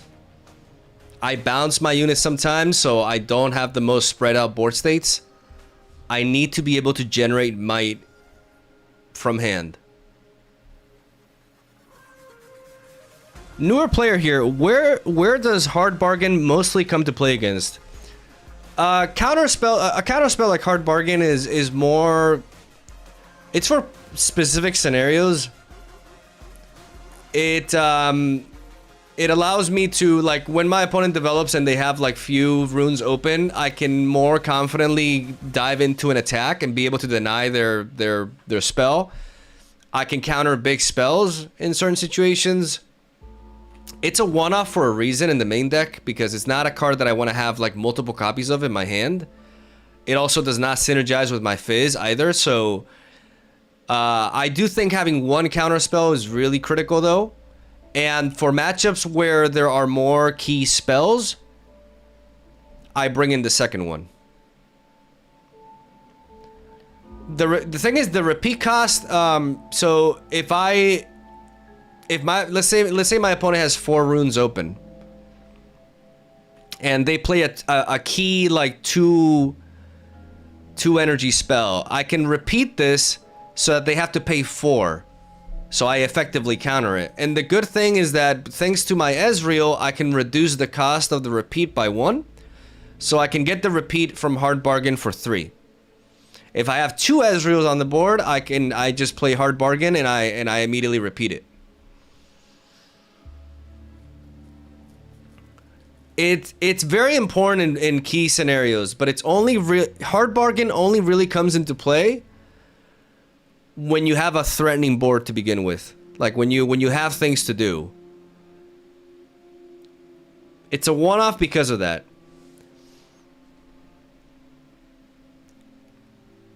Why not abandon instead of bargain? Because I believe abandon is the most overrated counterspell ever. I think hard bargain is a lot better.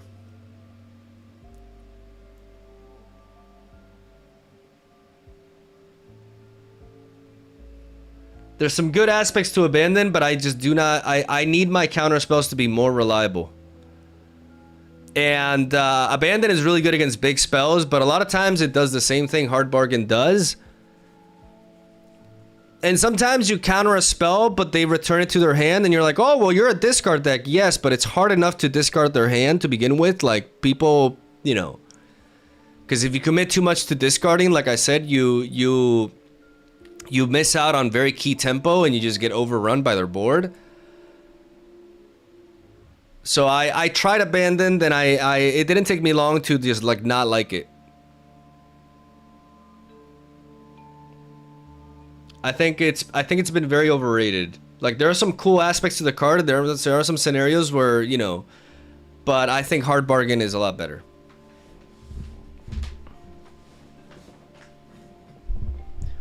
Having a hard time picking a legend that fits me, but I still love this game and really enjoy watching it too. Do you have a specific like playstyle that you like? Because right now with the pool that we have, it's like there definitely has to be a legend for you.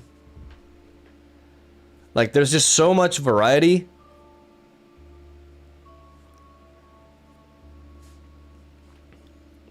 You can play Annie, you can play LeBlanc, you can play Aurelia. I think Aurelia is a bit of a degenerate playstyle. Like, I don't find any joy in it personally.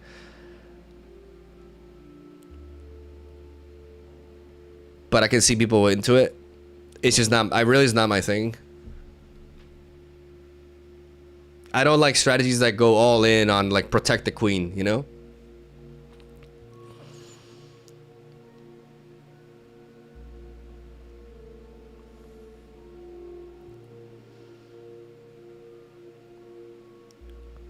I played a lot of Legend of Runeterra, but I didn't see a lot of Riftbound. Have you any recommendation where I can learn it? There's some content out there for sure. You can search on YouTube, like beginner guides and stuff, to understand the common rulings. And then the best way to really learn it fast, in my opinion, is to watch games from the regional qualifiers. You can go to the Riftbound YouTube channel and you can watch the live VODs. And you can just see the games with the casters commentating it, and you learn a lot by doing that. I'm talking online, of course. Then you go and play against people and stuff, or you play online. But honestly, to being completely upfront with you, like I think it's better to first play online. You know, understanding the deck you want to make, because the deck is an investment, right? That's what I always did. I grinded the fuck out of TCG Arena. I played the deck that I wanted. I perfected it, and then when it was ready, I started going to my locals. You know, if I'm gonna make the trip and all that stuff, I want to make sure that I know what I'm doing. So that's what I do. Just playing online is a great place to learn. I have played it. I've competed in Riftbound in locals. I won a couple of skirmishers with Ari. I was an Ari main in set 2. But then the bans happened and they actually killed my deck. Like, a lot of people don't talk about it, but Ari got shafted with the bans. Because not only did like losing Dreaming Tree was a massive blow to your game 1, like huge. And Arigato gozaimasu. but that wasn't the only thing that happened. Ari had a niche in set 2. Fatem, thank you for the prime. I mixed your Flem. Your name is Flem? Oh, that's disgusting. But I appreciate you anyways. From relative distance. The other big thing that happened is that Ari had a niche in set 2 that a lot of people did not know. Ari was an excellent Draven counter. I won skirmishers, and it didn't matter if it was Miracle Draven or mid-range Draven, or like I was able to beat Draven consistently with Ari. But then the ban list, like what the ban list did, I didn't like the meta that I actually did not like the meta at all that we got after the ban. Because Kaisa and Victor and Irelia were extremely popular all of a sudden with the downfall of Draven. Even though Draven was still good, he was played a lot less. And Victor and Kaisa rose to the top. Irelia became even more prevalent, and those three were really bad matchups for Ari.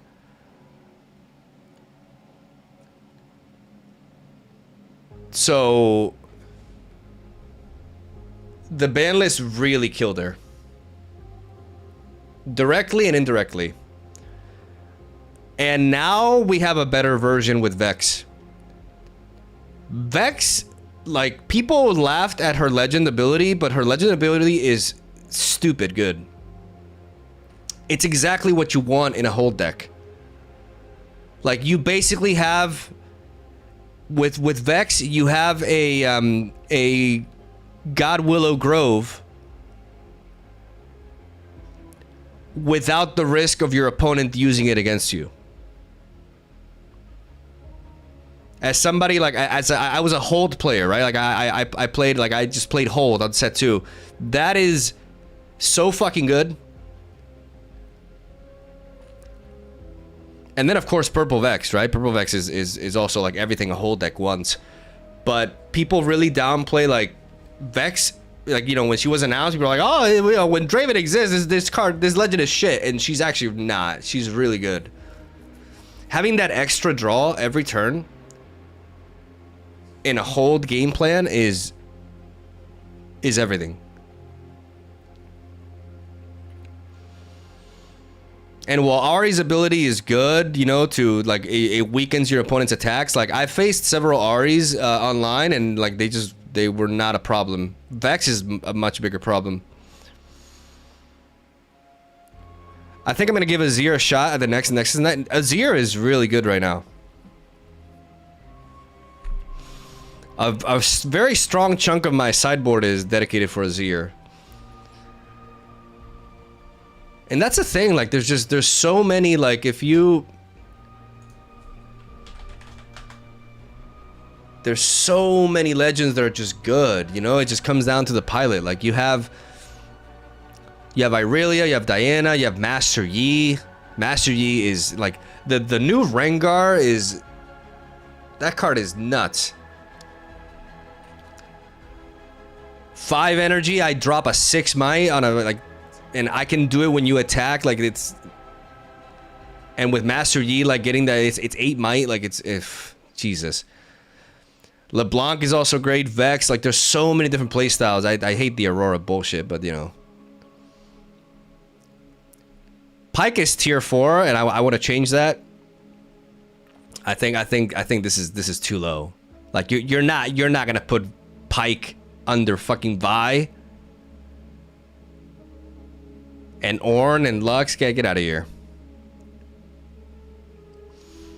But it's just so much healthier. Everything about this meta is why is Misfortune ranked? Oh no, Sivir is ranked above her. Okay.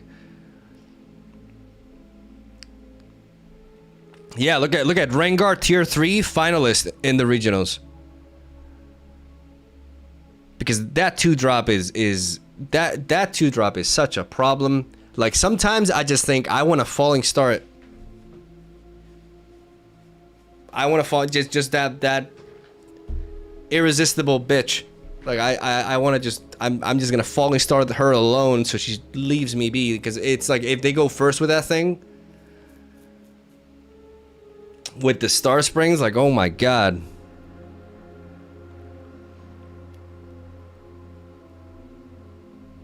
Yeah, look at Ari. Oof.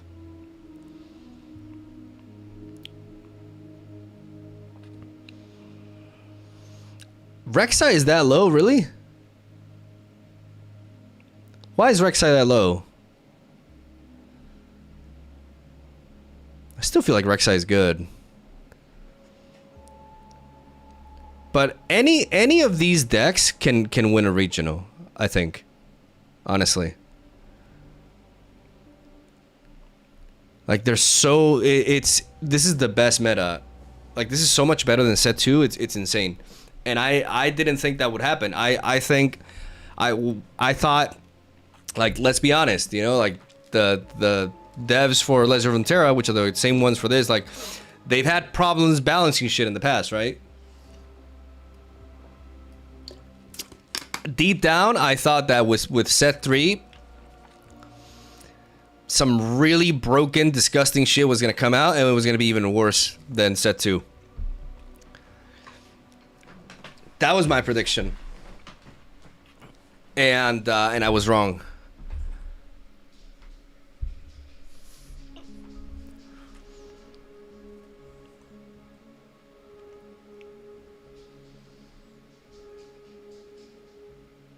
How can you play it? I play on TCG Arena, but people have been recommending me the Rift Atlas.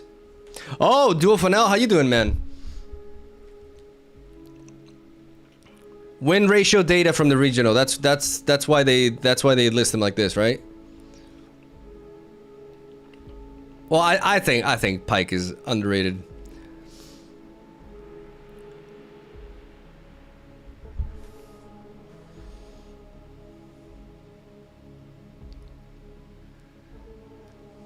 Tired as fuck, being a dad, right?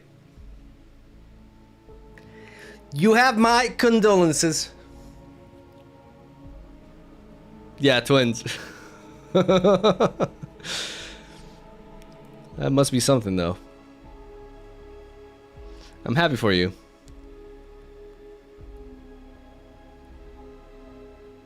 Where's my Giga Chad Garen?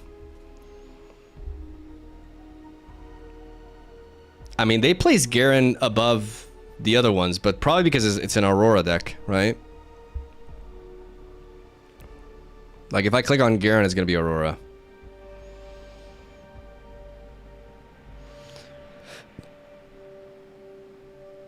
Yep. Omega lol. Triple Divine Judgment. I mean, that makes sense. Yeah, that makes sense, actually. Oh, this sounds really annoying. But they don't have, how do they draw early, though? That's the problem, right? Like, this deck... The issue with this deck is that it because it doesn't have purple, it doesn't have, like, ways to, like, you know, no stack deck, no crazy draw to find your Aurora, so... I mean, you can also just play units, right? Like, you got the Dead Bloom and stuff, but...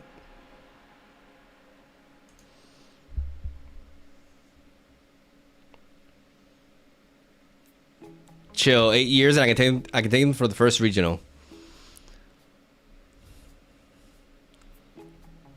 Future champions in the making.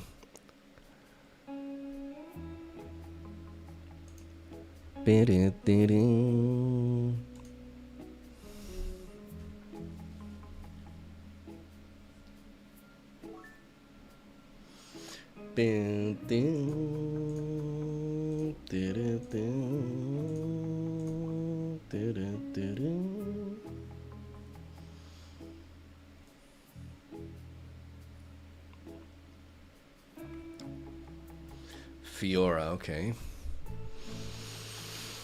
Oh, happy to have that main deck acceptable losses.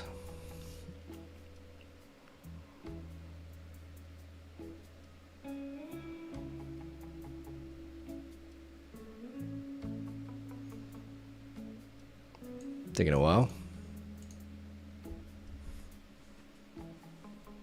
The problem I had on Rift Atlas was the matchups were always the same. TCG Arena has more diversity. You mean it's more meta? Maybe that benefits me more.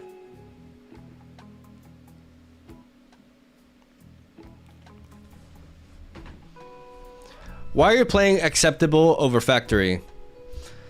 Because I think it's better. Like, for example, against the Zir.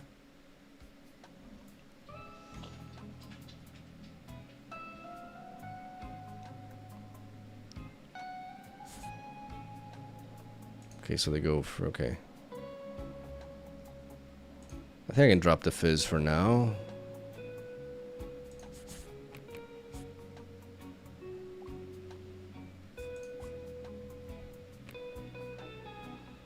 Okay.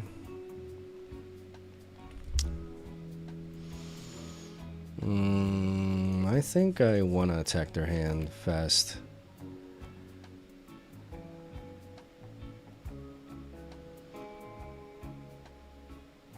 Curve out properly, get a card out. That's 1/4 of their hand gone. It's good value here, even though I do want to set up this treasure hunter. But I can double 2-drop next turn. I can take it easy. I can even potentially... There's a challenge. We got rid of a challenge. They're not main decking the... Okay, they're just going to bring that in. Do I Falling Star that? No, they're going to do that. Okay. Okay. We want acceptable losses here. We don't want to give them the draw.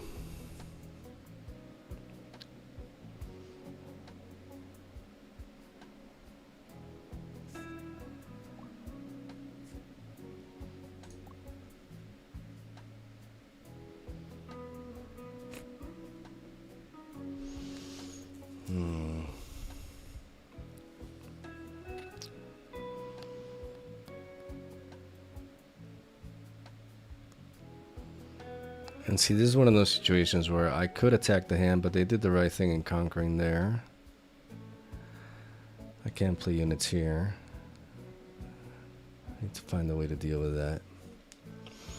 I have no card draw yet, though.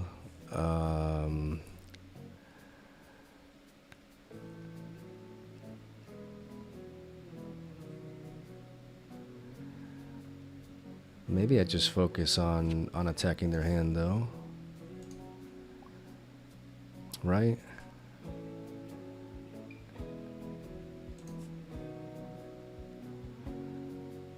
Because right now this is a problem.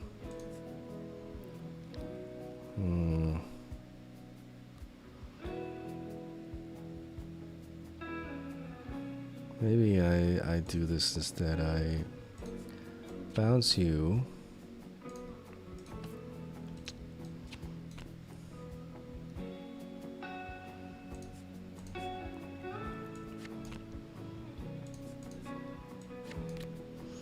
And I do this. Have a little bit more board presence so I can keep scoring points and I can keep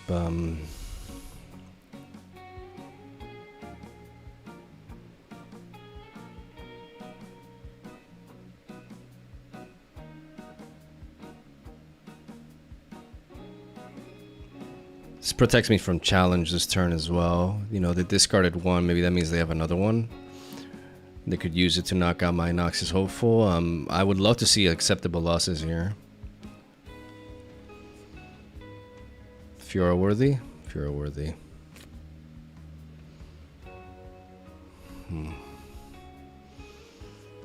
Who they can give ganking to.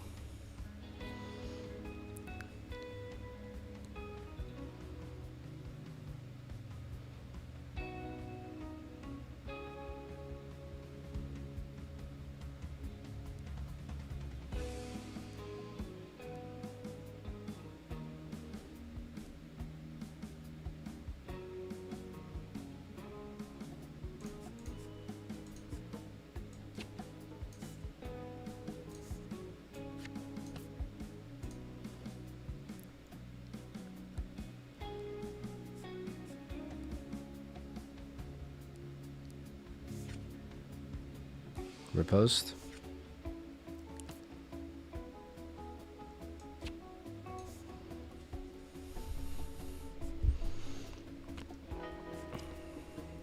Okay.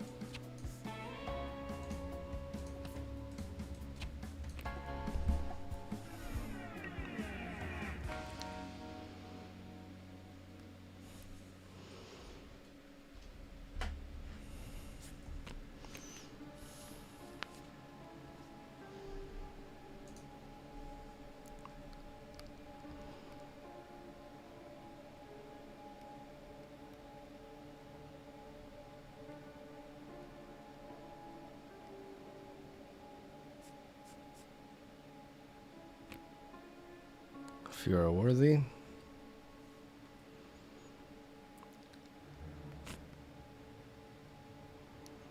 Okay, now we're talking.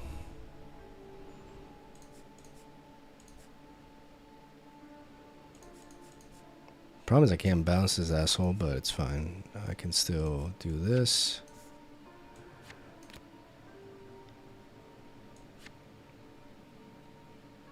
No, actually, never mind.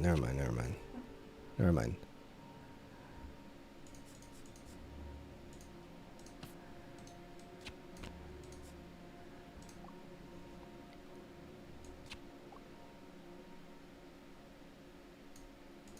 No, I can't bounce this twice.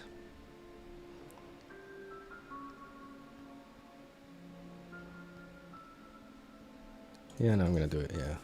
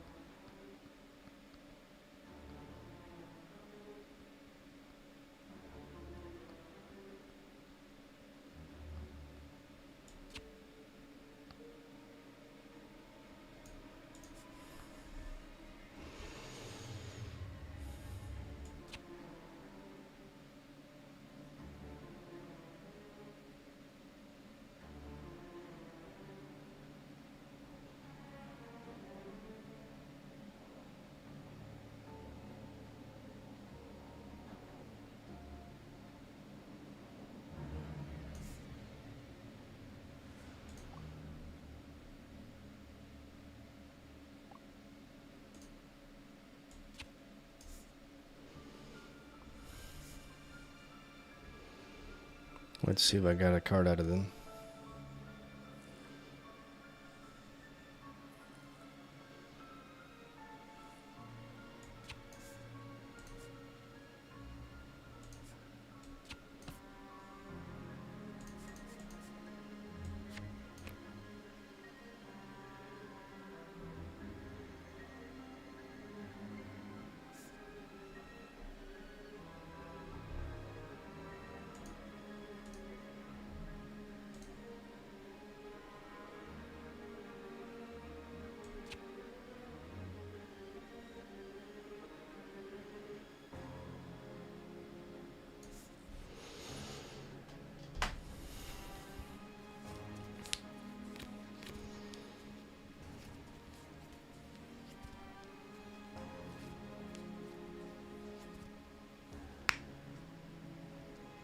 I think I slowed down the game here.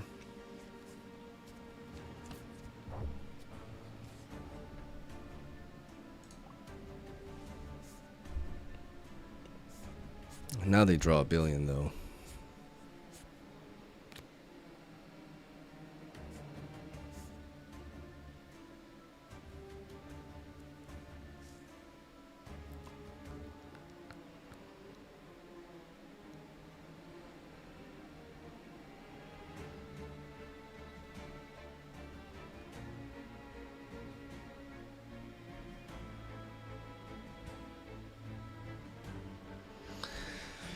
I wonder if I should have done things differently.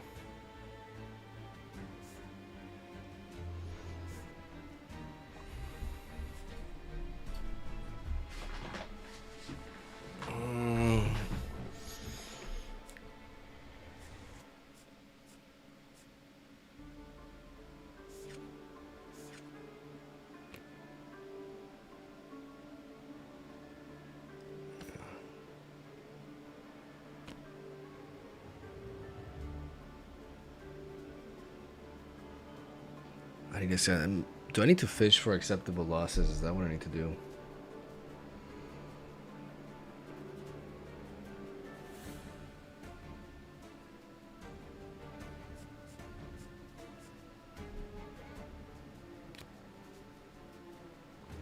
Well, not like it matters anymore.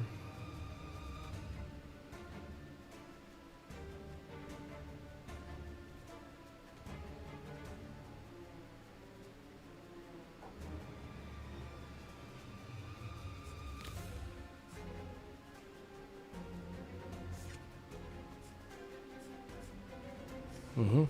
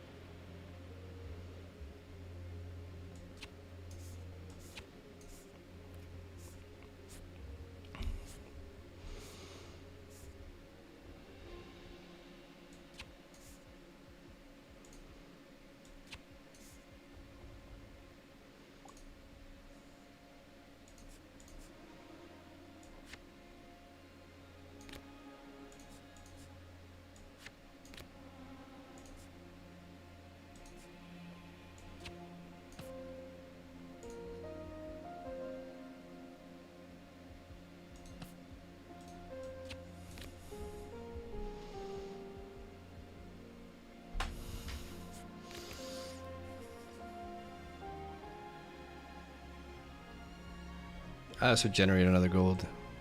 Forgot about that.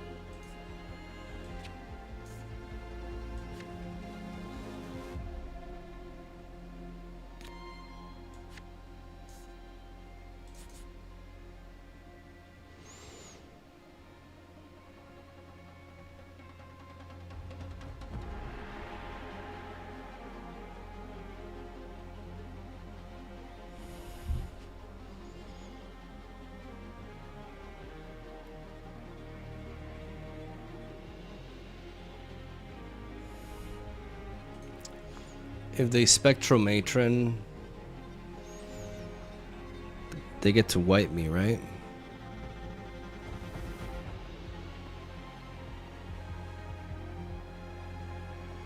I mean, I already played this here, so...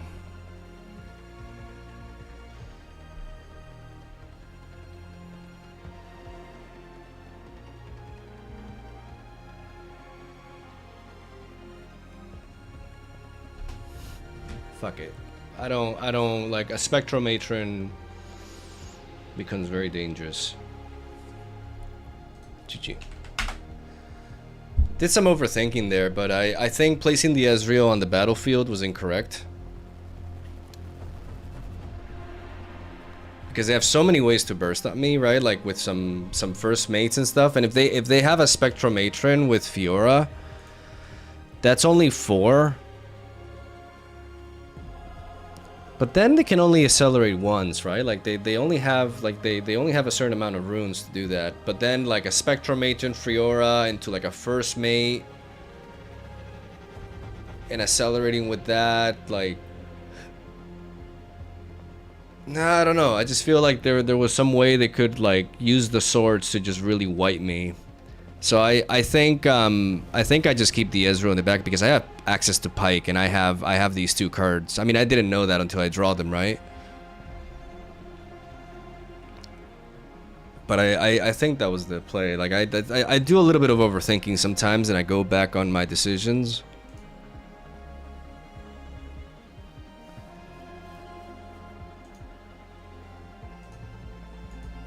But that's a good reason to run fucking acceptable. Where's my acceptable losses? There's my Nashor. Oh, Nashor would have been... Oh my god, what a top deck. What a top deck. Are you kidding me? And that's why we play 3 of these, man.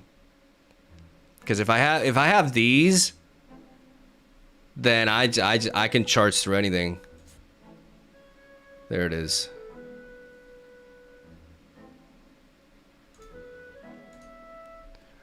Oh, we haven't lost the game today yet.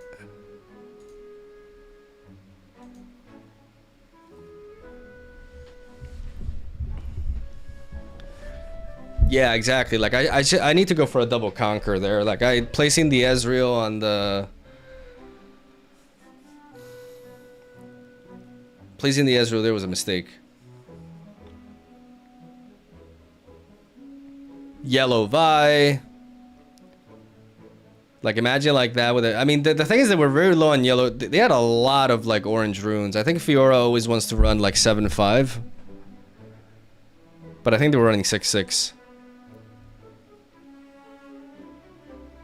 It's crazy to see Fiora with that kind of hand though, but that's the thing.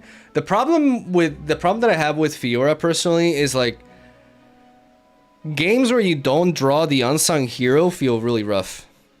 But the sacrifice card really helps mitigate that, right? I think it's more about like you really want to draw the sword. Like if you don't draw the sword, it's rough.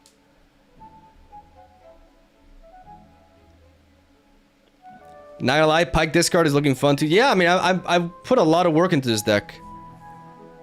And as you guys can see, like, it's doing really well. Like, it flows well. I still make a lot of mistakes, you know, like, it's a complex deck. And also, like, it's not the same, like, playing on stream is like, you do, like... Yeah, you're playing with a bunch of people watching you, so that kind of makes me overthink things a little bit too much.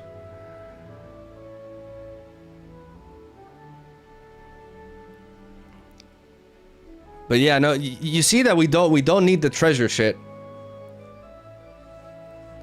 Any thoughts on Allen winning the Vancouver regional qualifiers, or any thoughts on the matches? I mean, thoughts. I think it's a testament that it's hard to argue that he's like the best player in the world right now. Like how many top 8s does he fucking make, right?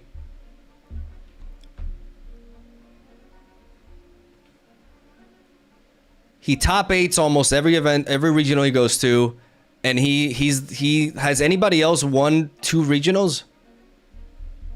Is he the first?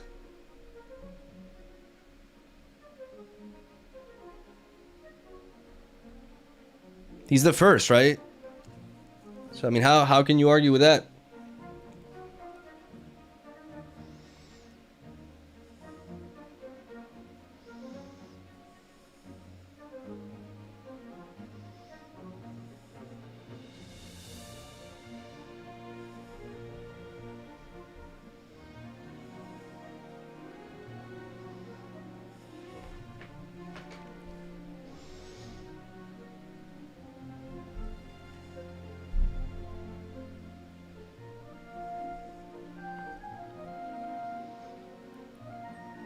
What would have been scary would have been for them to have like a hidden blade that turn that we went for like the double falling star.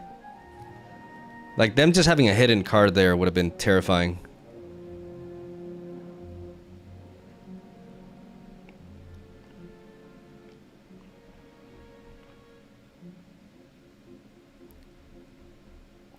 Ah, this shit's great.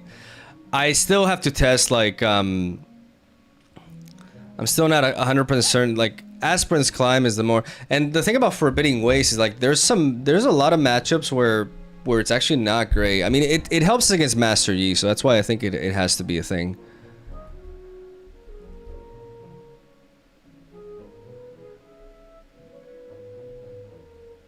I didn't expect Rengar to make it the top 2. I mean, it's just a testament to like how good the meta is. Like Orange got some really good cards. Like the 2-drop and the Rengar. Those cards are nuts. I don't know how to deal with like a irresistible Fae that goes first. That shit's really hard. Gusting my own unit, but then I lose tempo anyways.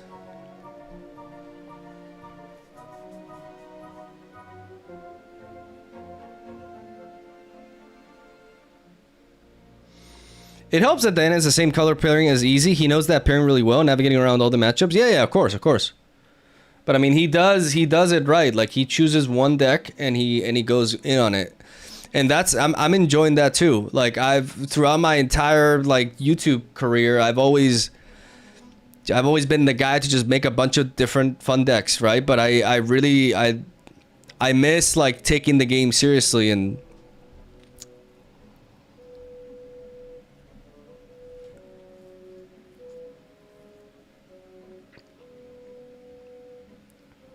you know, going all in on one deck. Irresistible Fatefolk plus the battlefield that can move him back and some. Yeah, the Star Spring. Yeah, that's a demon combo. And I mean, if you saw the Rengar guy, like, that's what he was doing. Though I think he was playing the Emperor's Days. I know the Master Yi player was also playing Emperor's Days, and he was bouncing back his crabs, which is really good. That was an interesting element of innovation that I really liked.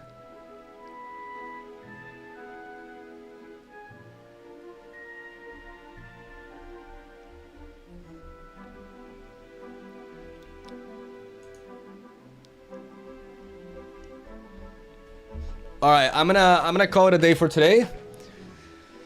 I'm gonna aim to be streaming more regularly, so like whenever I go like 6 hours or some shit, I end up like really worn out. And I want to be more consistent. I hope you guys enjoyed this Riftbound session. I yapped a lot too. Like I gotta get used to. Like sometimes I yap a lot instead of like playing more games. But I'm excited to take this to a locals, and hopefully you guys enjoyed it. Like I feel really good about this deck. I like it a lot. And I still, you know, yeah, that's a good outro music. And I want to keep grinding. See if maybe I end up putting an 8th 2-drop. But so far, I like how it is. Love you, have us all day. Thank you for watching. Hope you enjoyed some Riftbound. We're gonna have a Pyke boot camp. We're gonna be grinding Pyke and mastering him. I gotta be playing some best of 3s too, you know? Like I gotta play with these other battlefields and gauge them a little bit, because I also benefit from Star Spring. The thing is, I'm terrified of using Star Spring because there's decks that really love it as well, and I only really use it for the Treasure Hunter, so I feel like I can be helping my opponents more with it. But I love when I see Star Springs. I go with the Hunter into it. And then I play the Bewitching Spirit. I bring the Hunter back, and then I bounce the Spirit, and that's cinema. So a lot of testing still to be done, but right now the Aspirant's Climb works for me for when I go second. So yeah, love you, have us all day. Thank you for watching. I'll see you around. Video tonight, by the way. Cheers.